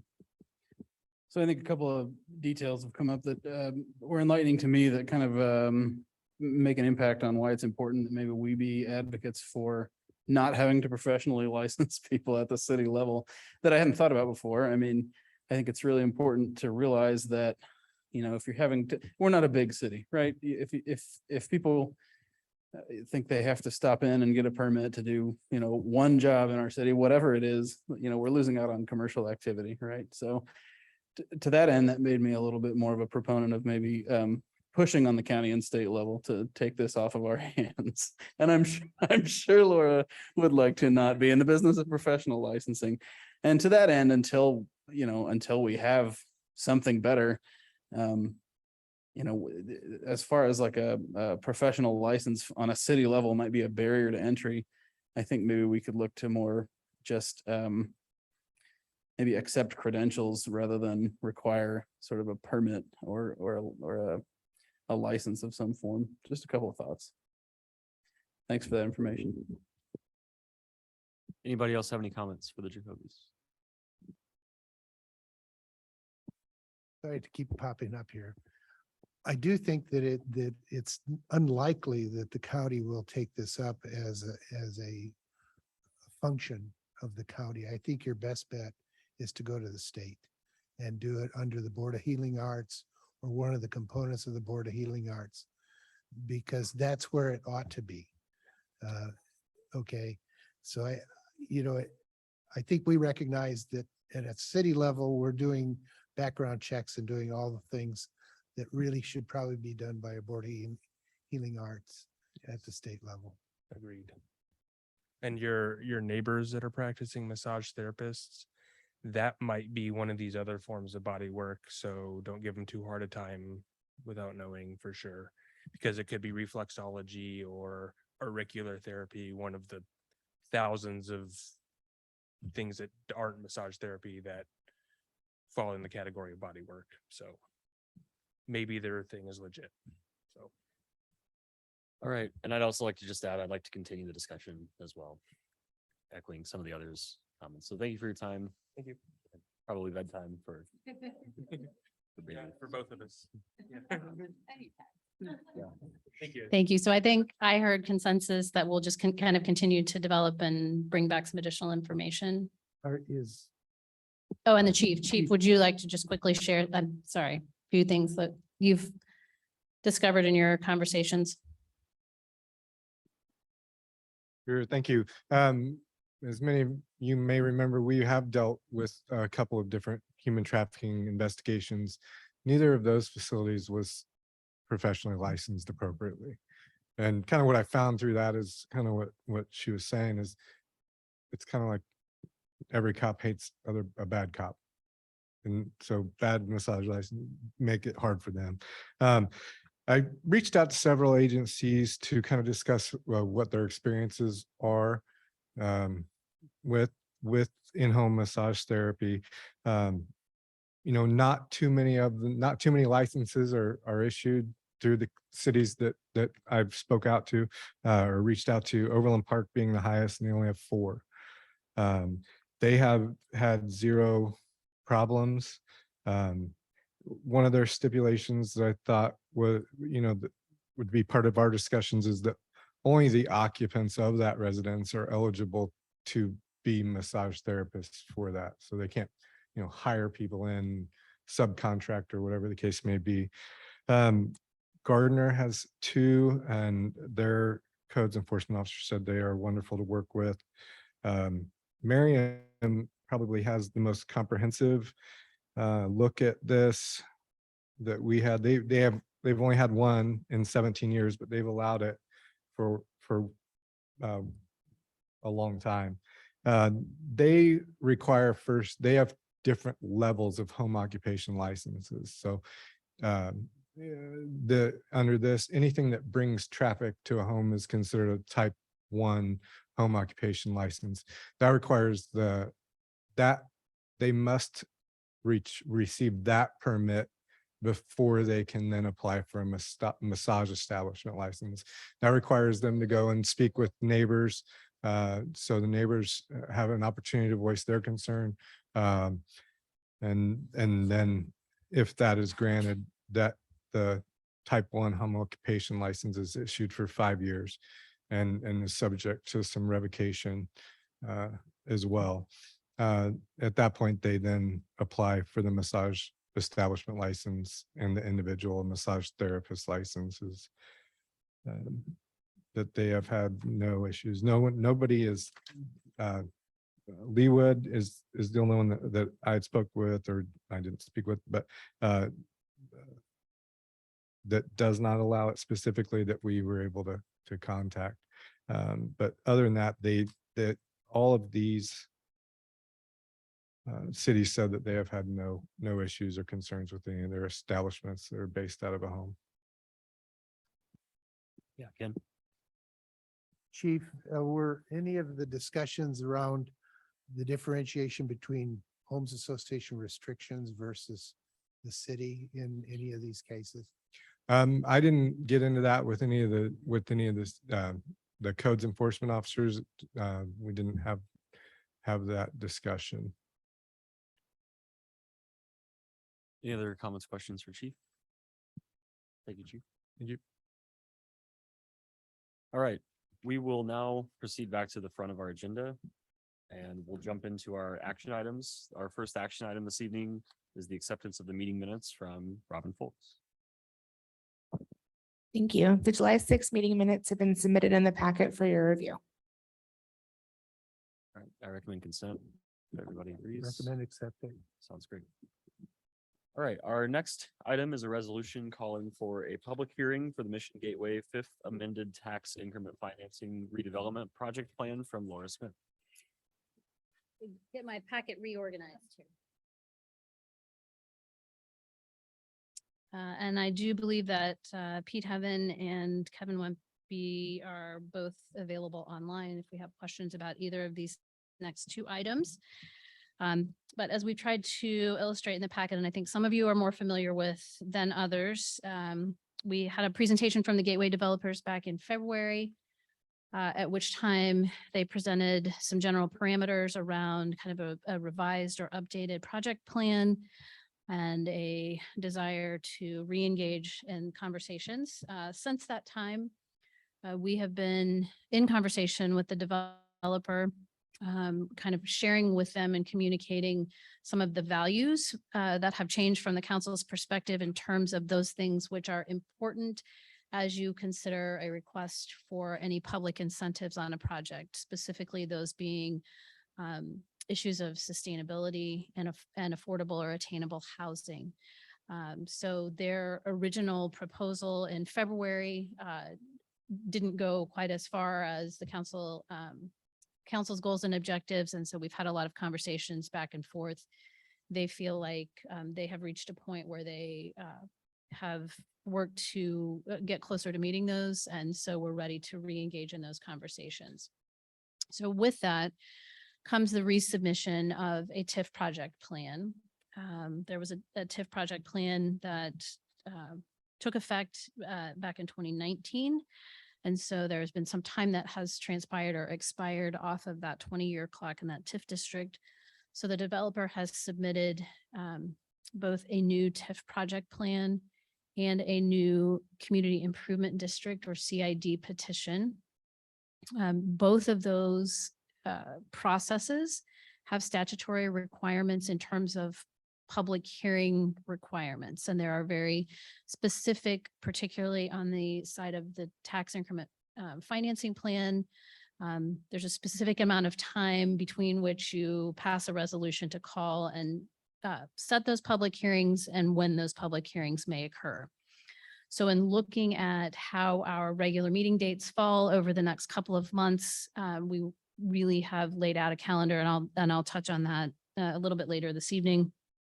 But a process to try to move us through those discussions. So really the only thing, a copy of the CID petition and the tax increment plan, redevelopment plan, were included in your packet. Our goal, our purpose this evening is not to begin to discuss any of the specifics of that or specific terms for a development agreement or project schedule.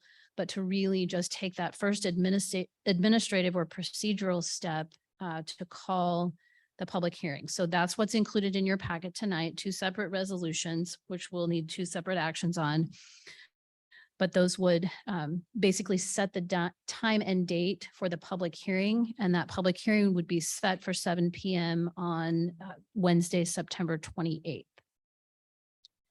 So I'm happy to answer any questions kind of about that procedural process. And then I think you all are aware that we have scheduled then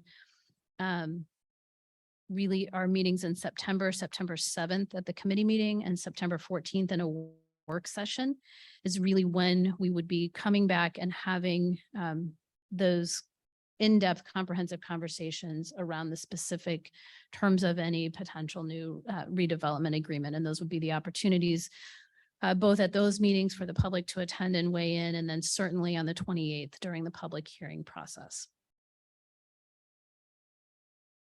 Ken, go ahead. So since this is primarily a scheduling action today, I would go ahead and recommend that we move forward with the scheduling of this this hearing and put it on non-consent. Regular agenda. Yes. Second. Sounds, yeah, Solly, do you have a question? Oh, sorry, I just have one comment that it is extra important that we have full attendance on this date. So if there are any issues with the date, please speak now or forever hold your peace. I did forget sort of one important piece of information, that is, and it was included in your packet. But again, under the TIF statutes, before the city council can take action to call the public hearing on the TIF project plan, that project plan has to be reviewed by the Planning Commission in relationship to its conformance with the comprehensive plan. And I think as you all are familiar, and as we sort of laid out in this information, sort of the differences between the project approved in 2017 and the current proposed project, similar uses, some adjustments in square footages, and project component types. And so the Planning Commission did consider the TIF project plan at their July 25th meeting and did vote 9-0 to find it, in conformance with the comprehensive plan. So that again then allows us to take that next procedural step. All right. Do we want to also move on to the next item, just about the community improvement Yep. district? So the Community Improvement District, similar process. There's a request to increase the CI. So the Community Improvement District in this case would be an additional sales tax that would be layered on businesses within the confines of the Gateway project site. And so currently there is a CID that exists that imposes a 1% additional sales tax. The developer, because of some of the changes in those uses, and again, this will be illustrated in the coming weeks, is asking for a consideration of that to be increased to 2%. Any comments or recommendations? Recommend that we go ahead and take this to council non-consent. Okay. All right. And so we will, as I mentioned, we've laid out the dates. We will be updating later this week the project status portion on the community, on our website, on the community development page. If you've not been there in a while, please go take a look, because our city planner has done a really outstanding job of keeping the projects that are sort of in the pipeline up to date. We will update information on this Gateway project, including the calendaring of these dates and the important touch points for the public in the next couple of months. Sounds good. Oh, yeah, go ahead, Debbie. Just a comment. As a refresher, at some point during the hearing, could you give us some background? The TIF initially was, we had levels of destination places and things of that nature. As the development plan changes and is modified to a point where, you know, we're going 60% apartments and 5% entertainment, and the percentages are changing, is the TIF directly tied to those individual processes, or is the TIF around the entire project? And that was The TIF will be centered around the considerations, and that sort of but for analysis will be centered around the project in its entirety. And so we would be looking at, and what you will be evaluating is but for the granting of those public incentives, those tax increment financing incentives. What is the reasonableness in terms of thinking whether that project would occur or not? But there will be a look and again, sort of a breakdown of a lot more detail, but it's not specifically tied to each project component type necessarily.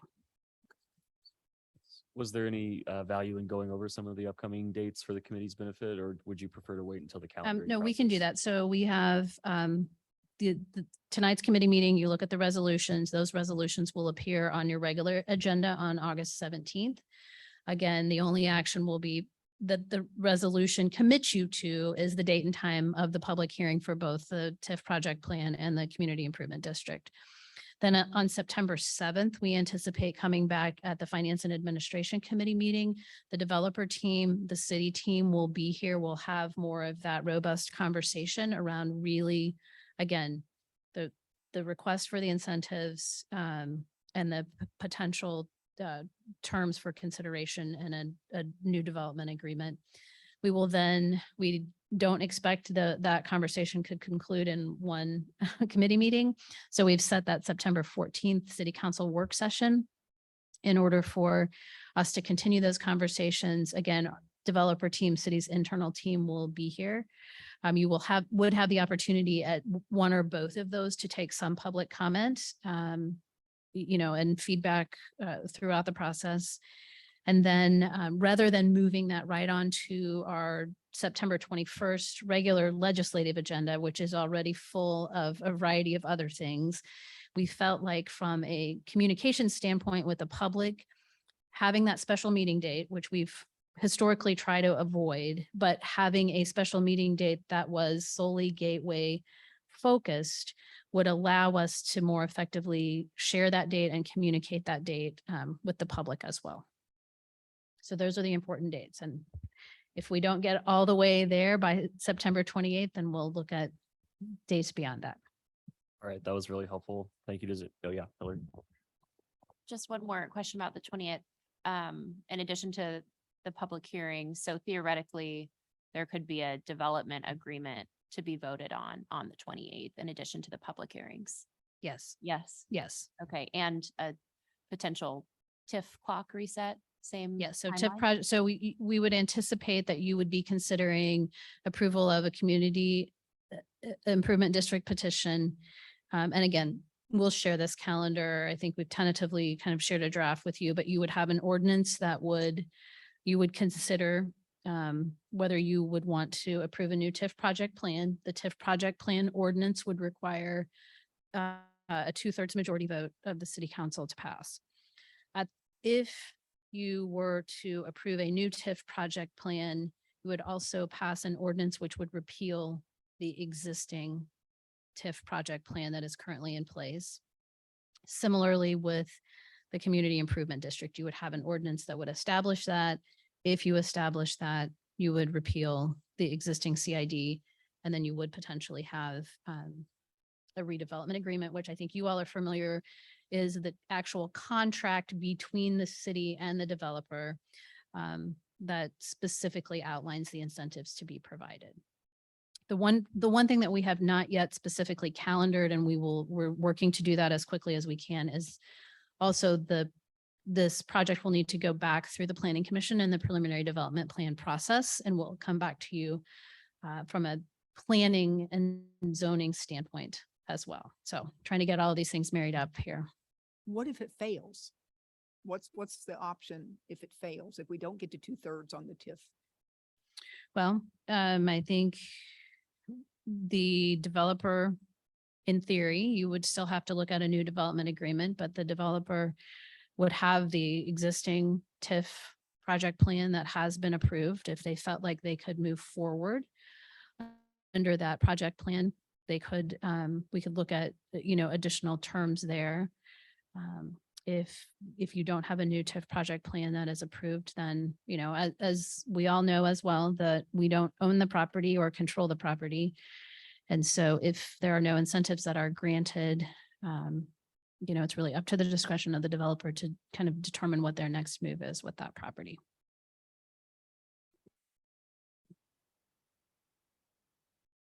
I think our biggest question is with regards to the chronic delays that we've had with this type of project. This two-phased approach, I have real serious questions about the second phase not occurring. And so I would like to have that conversation probably during the work session. Yeah, to really- that will certainly be part of it. And you will, it's important to note the TIF project plan is very vague around that. So the TIF project plan is kind of your highest level. We start at this level and then we work down again, and we will address phasing concerns, relationship of incentives based on overall project completion will all be specific terms that are addressed in the redevelopment agreement. So certainly we've understood that is an important consideration and concern of the councils, and we will work to address that and answer whatever questions that you have as we move through this process. Sounds good. Given the other items on the agenda, unless there's anything more about the actual scheduling, I think we'll have plenty of opportunities to comment on more about the depth of this project in the future. So I'd like to move on to the next item with Emily Randall. This will be an ordinance transferring the telecommunications franchise from Consolidated Communications Enterprise Services to Everfast Fiber Networks LLC.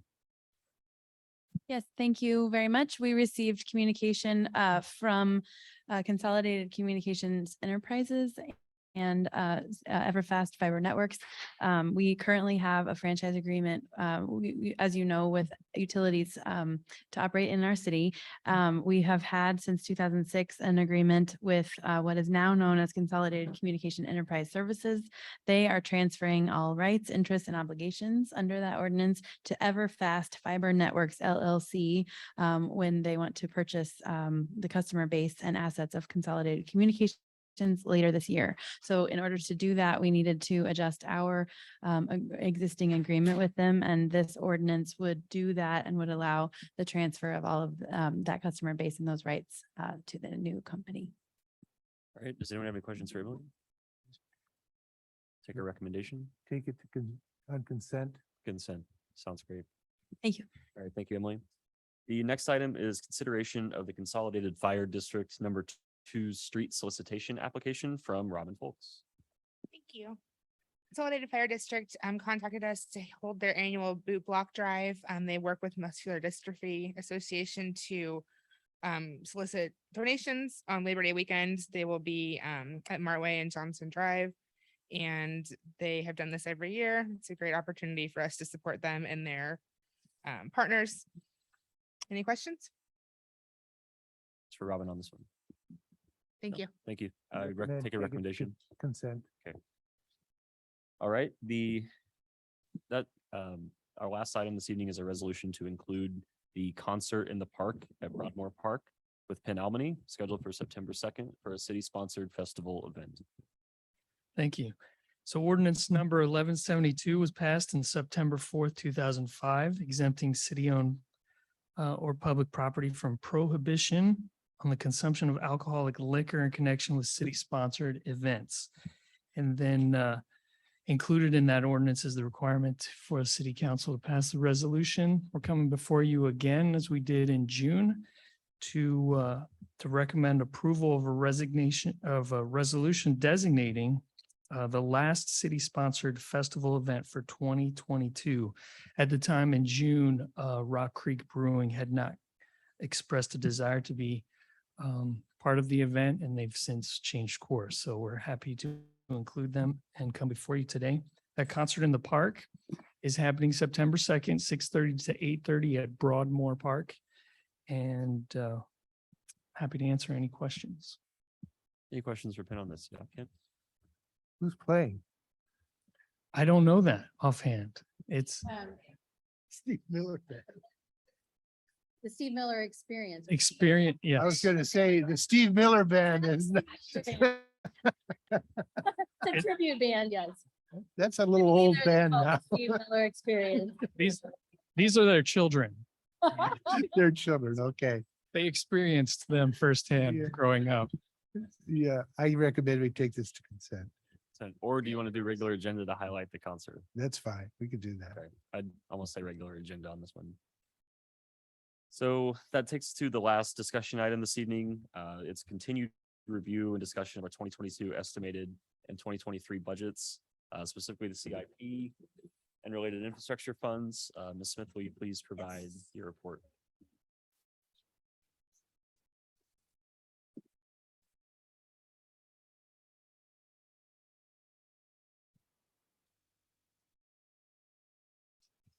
Okay, so I know the hour is getting late, but it's good training for the next couple of months because we have got very full agendas on a variety of fronts. And so training our backsides is probably an important first step. So I'll just tell you if that's okay, because I didn't coordinate my slides very well with the memo, so my apologies. But as Councilmember Boltinghouse pointed out tonight, we're going to kind of talk about the capital infrastructure funds in our 5-year CIP.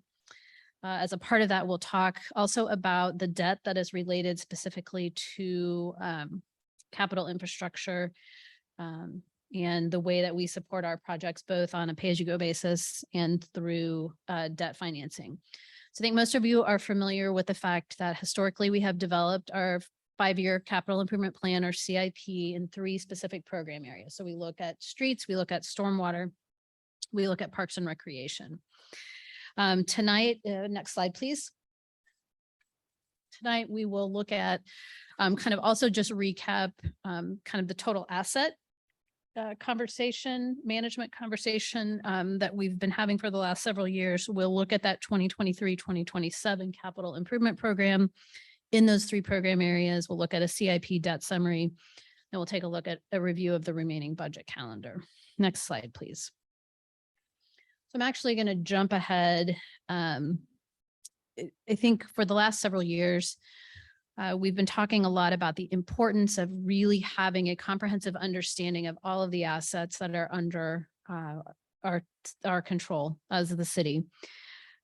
We've divided those into a number of categories and really trying to get a comprehensive sense and a picture of what do we have, what are the needs for repair or replacement, and how do we appropriately plan, not just in one fiscal or budget year, but over a longer time horizon to ensure that we are making appropriate investments in the assets that we manage. So those are typically divided in our conversations in these categories that you see on this slide: streets, which includes our 10-year residential street program, cars projects, bridges, sidewalks, traffic signals, other traffic network related improvements could include things like transit.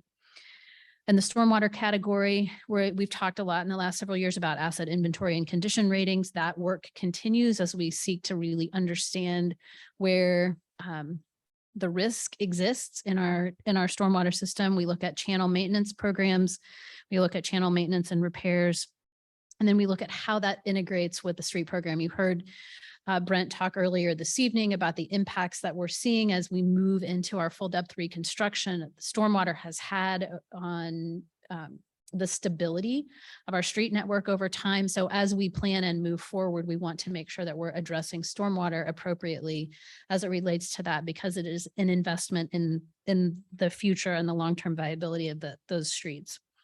In the park system, we talk a lot about the community center, the Mission Family Aquatic Center, our outdoor parks, trails, and then particularly with this council, additional green space acquisition or opportunities for that. We also then kind of have the public buildings and facilities realm that includes City Hall, the police station, our public works facility, the farmers market site, the public parking lots that are owned, Johnson Drive streetscape, our tree canopy throughout the community, something that was also a piece of the climate action plan recommendations, and our streetlight network, which everyone's familiar that we upgraded to LED as a part of the facility conservation improvement programs this last year. On the technology side, we have new softwares, court software, building permitting software, financial management software, potential for e-ticketing systems, and then just ongoing hardware replacement and upgrades And then we have vehicles and equipment. So 10-year equipment and replacement schedules. We look at maintenance considerations. We look at evaluating our future needs based on our program and service delivery objectives. One of the things that will be layered on this as a part of this climate action task force recommendations is conversion of the fleet as and where appropriate to electric. So it's important to just kind of keep all of these categories in mind. The 5-year CIP doesn't necessarily address all of that. So some of these things will be addressed other places in the budget. For example, the equipment reserve and replacement fund, the general fund in the case of technology, and then really in the future, trying to sort of coalesce around some of the public buildings and facilities issues. So again, looking at what are the threats and opportunities, and it's a constant just rebalancing and reevaluation of what our priorities and needs are. So next slide, please.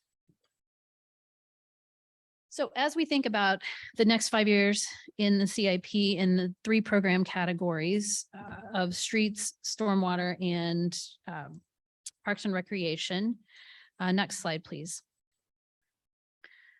One of the things that I think when we did our budget survey several months ago with the council, someone had asked the question of wanting to have a clearer understanding of the existing debt that the city had and sort of where we stood with that. And so with the exception of the streetlight network, which that debt will be paid off in 2023, or yes, that debt will be paid off in 2023, and the debt that we issued in conjunction with the Facility Conservation Improvements Program, which you may recall was a 15-year payback. So that debt will retire in 2036. Those debt obligations are handled out of our general fund. Everything else that we have in terms of our existing debt is handled out of one of the capital infrastructure funds and relates to streets, stormwater, parks, and recreation. In your packet, there was a larger version of this chart, and this really just breaks it out from where we stand today over the existing horizon of the debt that we have. So all of the debt that we currently have will be paid off by 2031. But I think more importantly, all of the debt that we have related to streets and parks and recreation currently is going to be paid off in 2023. So the only thing that extends beyond next year's annual budget horizon is stormwater debt. And that was done very intentionally because the life of stormwater structures extends beyond a 10-year debt horizon, which is typically where we like to pay off the street and parks and recreation debt that we have. So you can kind of see that in the annual debt service requirements in the capital funds for 2023 totals about 3.2, almost 3.3 million. Again, most of that being stormwater. And as I mentioned, all the other existing infrastructure debt will retire in 2023. So at one point, I think at our high point, when we saw much of the community put in the 100-year floodplain, and when we really began work on the first 10-year street program and implementation of the quarter-cent sales tax, we were sitting at one point of about a total of $42 million in debt that had been issued. You can see that where we sit today, we very aggressively have paid that down. We're sitting at about 13.18. And again, all that will be retired by 2031. We know that the council has expressed a desire to look at additional debt financing opportunities for street projects. With some recent confirmation that we had last month in the amount that we will be allocated for the Fox Ridge Phase 2 project, we now can very specifically move into that along with some of the history that we've gained on the residential street program and come back to you later this fall or around the first of the year with some very specific recommendations around a street financing package, supported by the fact that with the renewal of the street sales tax at 3/8 cent in 2021, we now have at least for the next 10-year horizon, we know we have a repayment source that could support consideration of additional debt. You also have shared kind of a desire to look at various debt scenarios to facilitate implementation of the proposed park improvements, particularly the conceptual plans that we've been discussing over the last year and a half. We know we have the mail ballot election set for September 20th. It has been our practice to bring you debt scenarios when we have a repayment source in our hip pocket. And so, again, I think we are positioning ourselves, and we'll talk a little bit more when we look at the parks program about that, what that will look like in the coming months related to that. So next slide, please. Any questions? I'll stop there. Any questions about debt issuance, where we stand, debt repayment? Okay. So then Actually, again, Laura, oh, yes. I do have a question real quick. Yes. So just as a new person, to be clear, would we take on debt? Are we borrowing or are we floating bonds? Or both? Are we borrowing like from a? It's the same. So we issue bonds that are sold to the public. Okay. But we are borrowing that money. Gotcha. Thank you.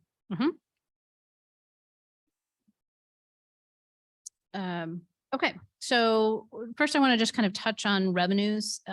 So there are revenues that we control within each of these three program areas, and then outside revenue streams, which help us to leverage and maximize the dollars that we're able to raise or control locally. On the stormwater utility side, the biggest generator of revenue is our stormwater utility fee. And that is, I realized as I was kind of putting this information together, it's been a while since we took a step back and really talked about what that really means, what a stormwater utility is and how it's calculated. And I think it's really important in this conversation because our stormwater utility fee is higher than many of our surrounding neighbors have stormwater utility fees, but many of them have lower stormwater utility fees. And there are reasons for that. And I want to touch on just a couple of those because as we move through the conversation about setting a mill levy and looking at total tax burden on our residents, we have to take that step back. And while we do still have one of the lowest mill levies, as we present to you in the remaining August work sessions, we'll talk about the impact of the mill levy plus the impact of the stormwater utility fee and the impact of the solid waste utility fee. So you look at really that complete and comprehensive impact on particularly a single family property owner. So stormwater utility is something that's authorized by state statute. And essentially in its simplest form, it says we're going to look at how much runoff the property that you own generates, how much impervious surface do you have, rooftops, paved surfaces, parking lots, all of those kinds of things. So what are you contributing to the stormwater system and stormwater runoff in our community? And then you will pay appropriately based on the impact that you're having on that system. So in communities that have a stormwater utility fee, you look at what's called we call it an ERU or equivalent residential unit. Many other communities call it an EDU or equivalent dwelling unit. And that's really just kind of a baseline that's established for a single family property in the community. So Mission's ERU equivalent is 2,600 square feet. So based on the average size of the home, and sometimes you will have constituents who will say, well, I have a short driveway, or my neighbor has a driveway that's double wide and goes all the way around the house. So they have more impervious surface. You have to pick a number and that's your equivalent residential unit. And then we set a per month ERU charge, which is currently $28 a month. So as every single family property owner in the city of Mission pays $336 a year assessed on their tax bill to the stormwater utility. For every other type of property, so commercial properties, multifamily properties, we actually go in and calculate the square footage of their impervious surface. So we draw boxes around their rooftops, we draw boxes around their parking lots. We look at a total square footage of impervious surface. We divide that by the 2,600 square feet and then multiply that by the ERU rate. So you have some properties with, big boxes with lots of roof and lots of parking lot that are paying $39,000, $35,000, $40,000 a year in stormwater utility fees. But those fees all in generate about $2.6 million annually that goes into our stormwater utility fee. The rate hasn't been adjusted since 2017. And that rate was set back in 2017 to primarily cover the stormwater debt service obligations. And to do that, looking forward out on a longer term horizon so that the council wouldn't have to think about adjustments to a mill levy potentially, or adjustments, changes in the economy that might impact the availability of funds to repay that stormwater debt. And so you could clearly, for a long period of time, communicate to the residents, here's what it's going to cost us. You know, so $336 a year for our single family property owners. You know, I think Overland Park has a stormwater utility fee annually on a single family home of about $36 a year. Prairie Village is in the 112 range. Part of that you need, as you think about though, think about the actual size of a community and the number of parcels that are being assessed and the amount that that generates. And then the impacts specifically of the floodplain and stormwater in our community and its impacts on the commercial corridor along Johnson Drive. So that's certainly something that we can always look at each year. But when we think about the stormwater utility fee covering debt service, and as that debt service drops off, obviously more money becomes available to fund other maintenance type projects. But then really it is the repayment of the Gateway Special Benefit assessment, and that assessment that comes on to the tune of about $600,000 annually that creates the flexibility in the stormwater fund to take on additional projects. The 2023 through 2027 stormwater CIP actually contains two separate funding streams for repair and maintenance projects. The first is roughly $150,000 a year, and we've carried that the last couple of years really to look at addressing the sinkholes and those other situations which emerge, which require immediate attention in any fiscal year. As we collect more data about our pipe system and inventory system and the condition of that, and we think about problems that have existed for many years in some of our residential neighborhoods or other areas of the city, we've also plugged in a $250,000 a year budget starting in 2023 for other repair and maintenance projects. So that's going to allow us, you know, hopefully as we do more work, we'll have fewer emergencies, but we'll be able to come back and really address some of those things that have been issues. The 5-year stormwater CIP also includes several larger projects that have been identified through the 2022 Urban Channel Assessment Report that GBA did. We've talked about that in the past, that identified, for example, some of the concerns where we've seen the failures there near the market site. And so the highest priority projects coming out of that report, which include the Rock Creek Channel repair outlook to Woodson and a project at 5424 Maple, where there's actually a front porch of a residence that is, I think, integrated into the stormwater channel. And then the Rock Creek Channel, Lamar to Woodson. So these are not necessarily, these are repairs identified through that report, not necessarily a complete redo of that. But they are the highest priority projects coming forward from that. The Johnson County SMAC's watershed study, which we've talked about and you've heard Celia talk about for about a year and a half. We think it's going to be released. We think it's coming. It finally was released earlier this year. And so Public Works is now working to identify those projects where we have the opportunity to apply for Johnson County stormwater funding that could help support these projects and other maintenance projects. So the first step in the process is now we have to make application for a preliminary project study to the watershed group, and that has been done.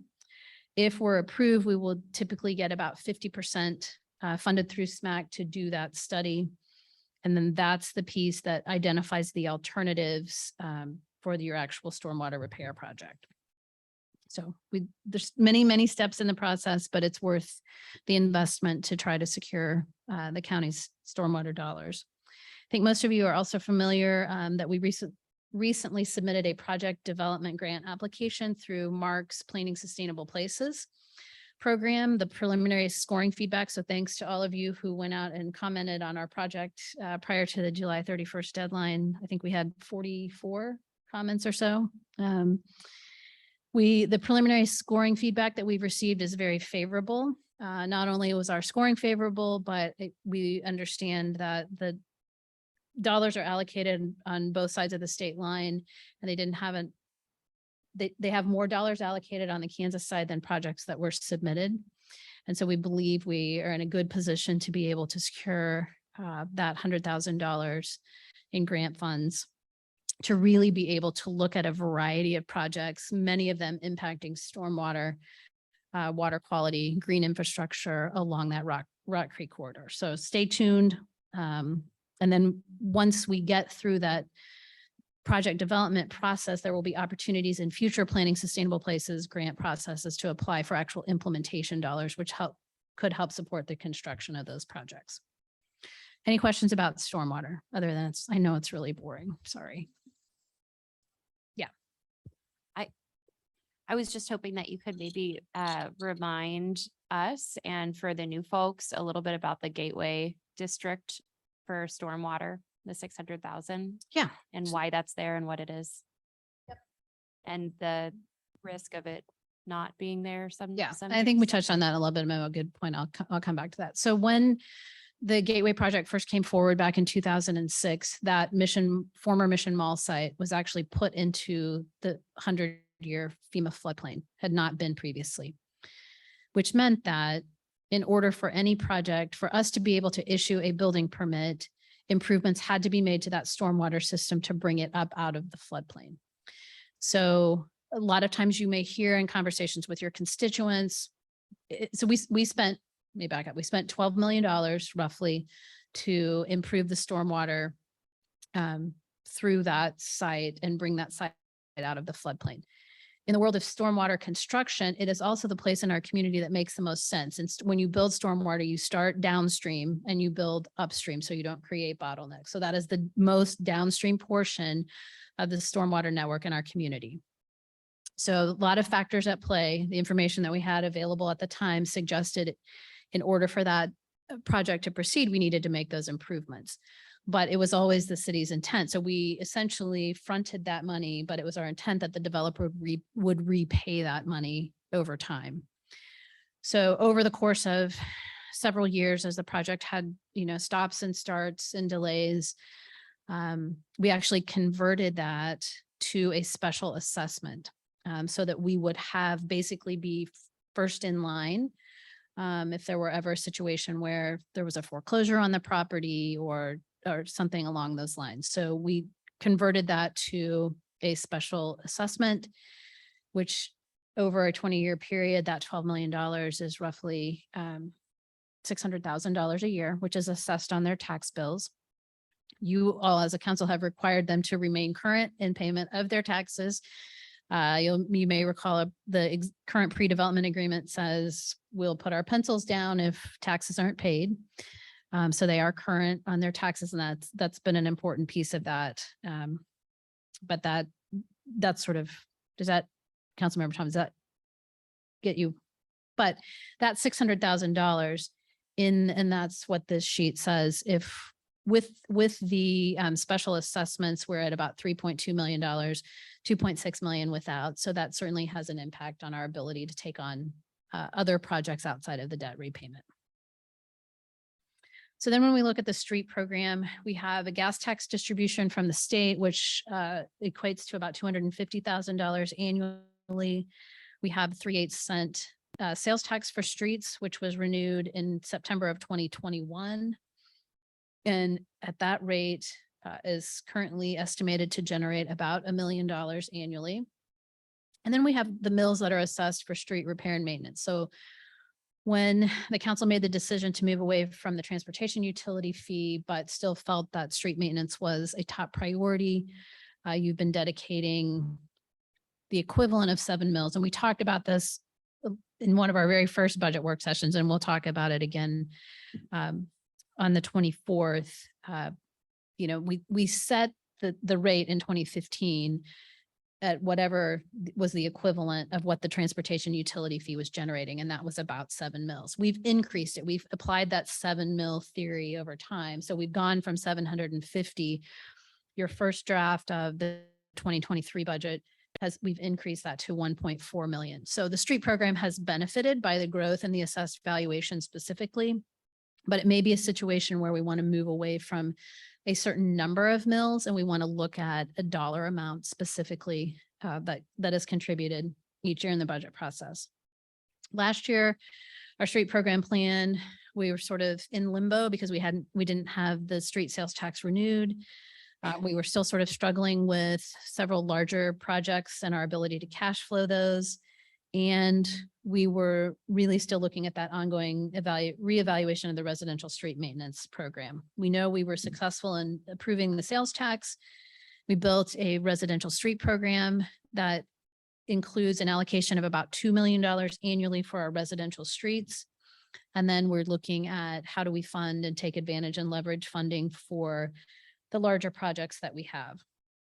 And there's was a lot of detail in the memo on the CARS program, just as kind of a refresher, reminder for folks. And I'm certainly not going to go through all of that, but basically it's a county allocation of their gas tax dollars, which are, you go through an application process each year. And we have benefited tremendously over the years. We tend to have a project each year for that. Johnson Drive, for example, is being funded a portion by CARS. One of the things that we're seeing is much more competition around the request for the CARS funding. So we were able, for a certain period of time following the last recession, we had money and we were able to take advantage of CARS funding, and not every city in the county was able to do so or come up with the matching funds.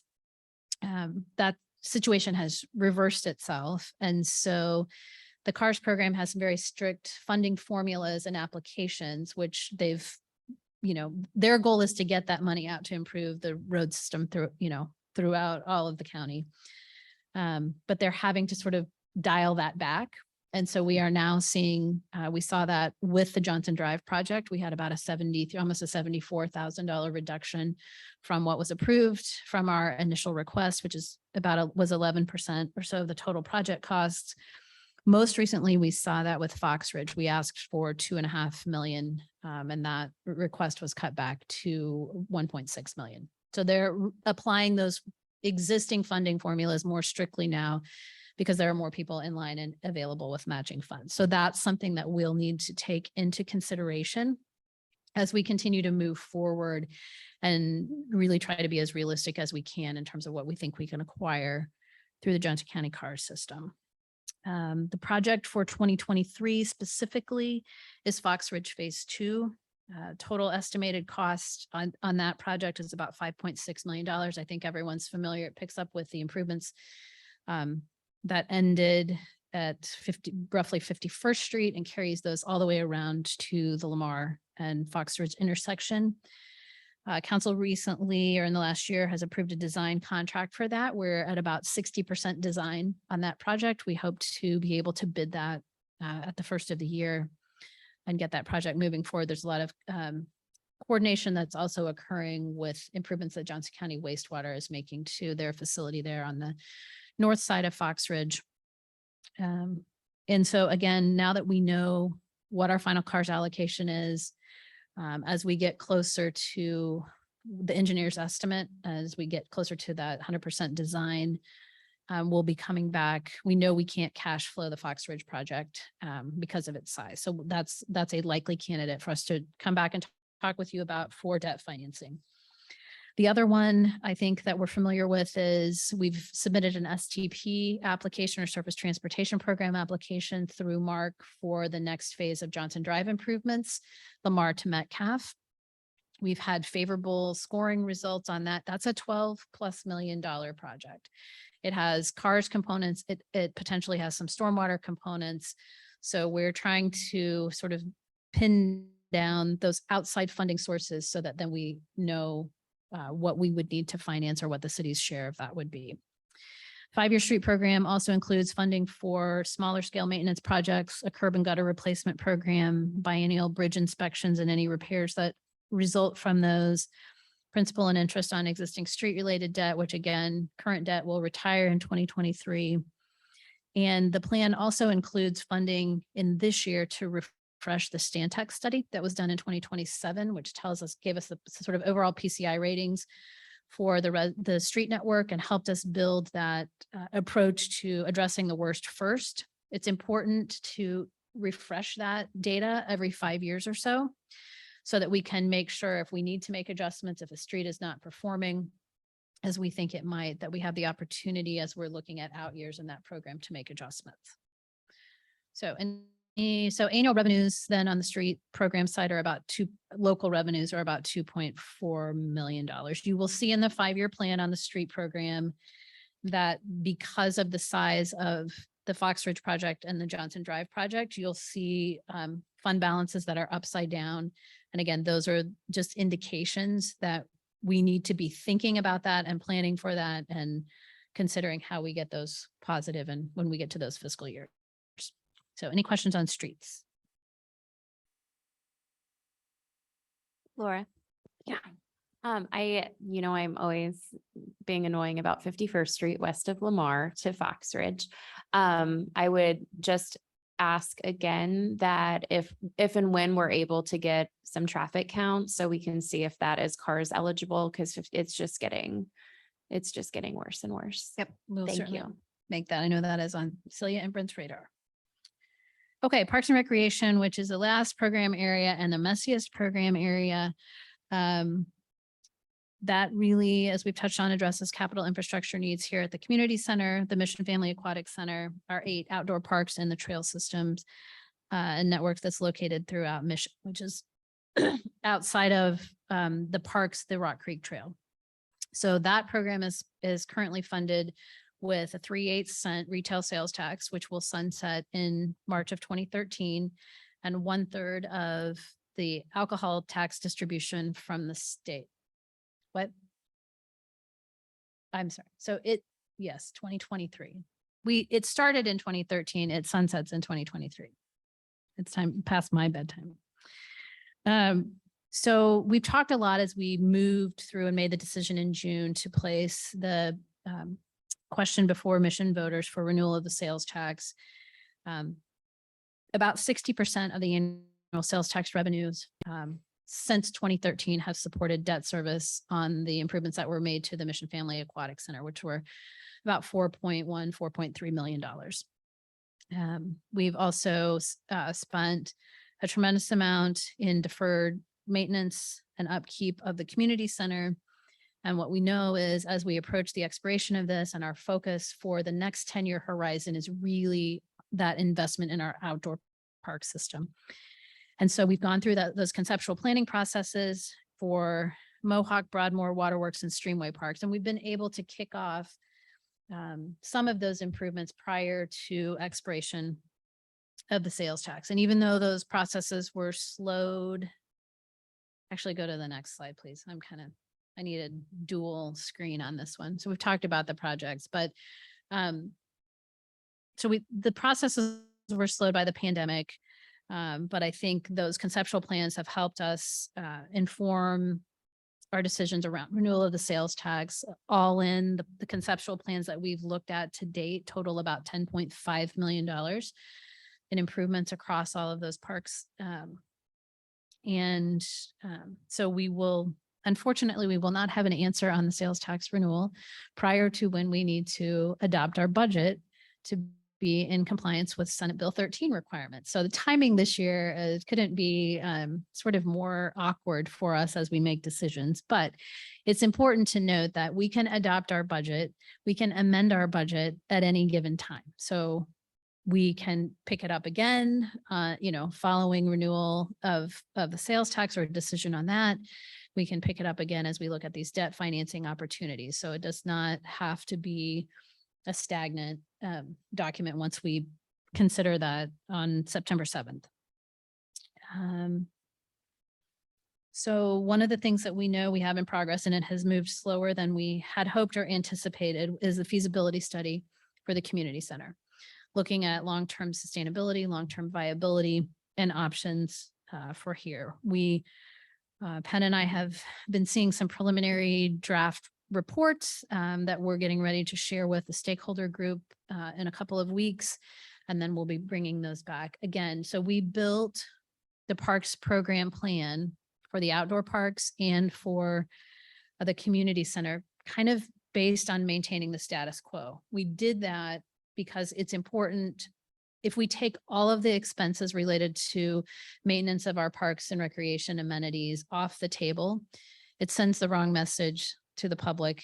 So we tried to build something that says, whether or not we have the sales tax renewal, regardless of what decisions we're going to make, we have expenses related to that. This is our best guess. And once we kind of wrap up the feasibility study, and once we have a decision on the renewal of the sales tax, we'll be able to come back and make much more, I think, informed and comprehensive decisions about what happens in our park system. So it feels a little bit uncomfortable from our perspective as well. And I know from yours, but again, there's plenty of opportunity to come back and revise that. So adopting a budget, and we'll make that very clear as we move into the public hearing processes and public communication processes with all of that. Yeah. I don't mean to interrupt, but while you were on the topic, I figured I would. So we will come back and relook at the budget after the feasibility study. That's for sure. Yes. Okay, fantastic.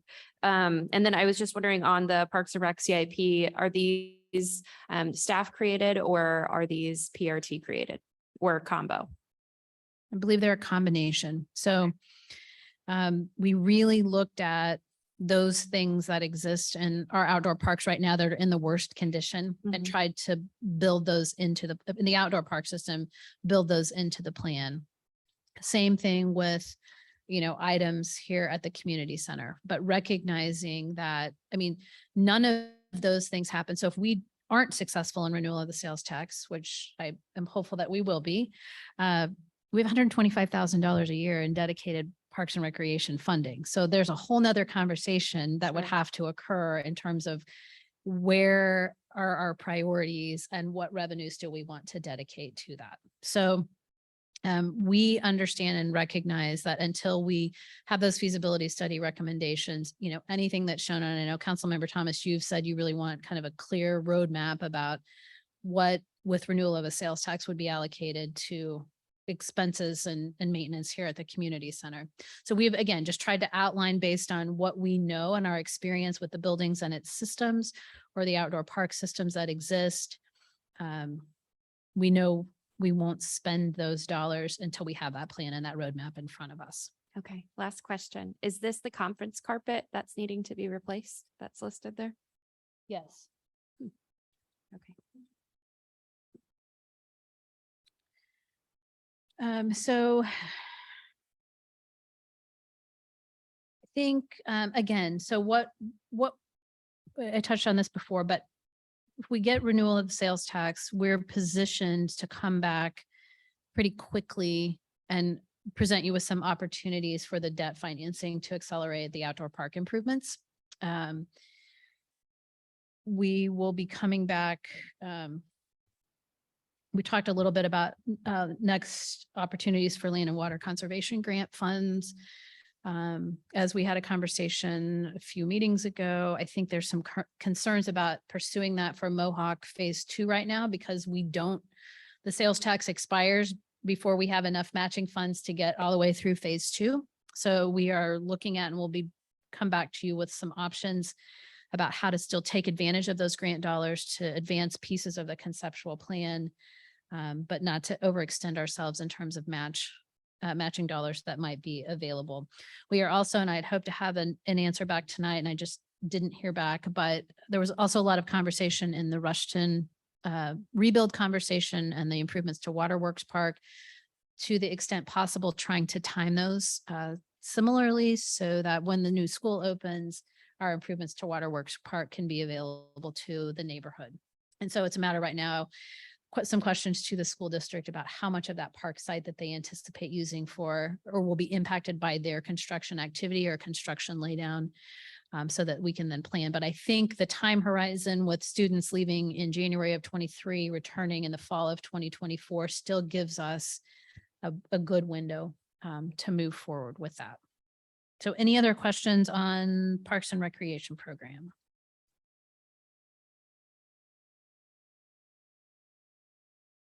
Okay, as Emily mentioned, we do expect to kick off the informational materials and campaign around the sales tax renewal starting Monday. We've followed, I think we've talked about this before, we're following a similar roadmap that we used for the Paving the Way campaign in terms of timing between kind of the kickoff and actual when the ballots are due. So we hope that we'll achieve that same level of success.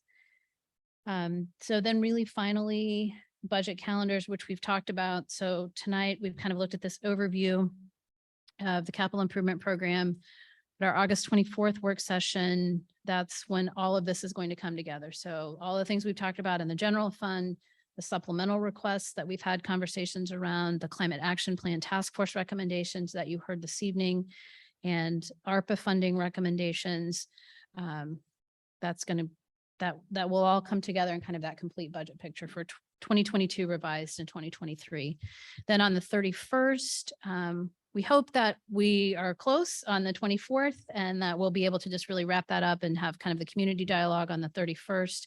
And then you'll recall that we did set ahead of our committee meetings on September 7th, we will have a special city council meeting to hold the public hearing on the budget and our intent to exceed the revenue neutral rate and then consider adoption of the budget. And that is just because our August meeting date and our you have to, under the Senate Bill 13 provisions, hold those public hearings between August 20th and September 20th. Our August meeting is the 17th and our September meeting is the 21st. And so we just, that's probably the first, won't be the last time that that happens. And then we have until October 1st to submit our certified budget to the county. I didn't include it here. We'll touch on it a little bit more, but I think most of you probably saw the Shawnee Mission Post did an article or story earlier this week about just all of the cities in Johnson County and their public hearing schedules and what their intentions were with respect to mill levies. And I think you saw in every case, everyone expects to exceed the revenue neutral rate and some may be rolling back after that. So I think we're all kind of working from the same playing field. And I think that's all I have tonight, unless anybody has any other questions. All right. Thank you, Laura. Do you have any department updates this evening for the? I finance don't. committee? We had gateway calendar and budget calendar, and we covered both of those. All right. Well, if it's all right with everybody else, I think we'll go ahead and adjourn. It is 9:10 p.m. And with no further discussion, that concludes this meeting of the Finance and Administration Committee. Again, this video will be made public on our website at missionks.org. Thank you very much.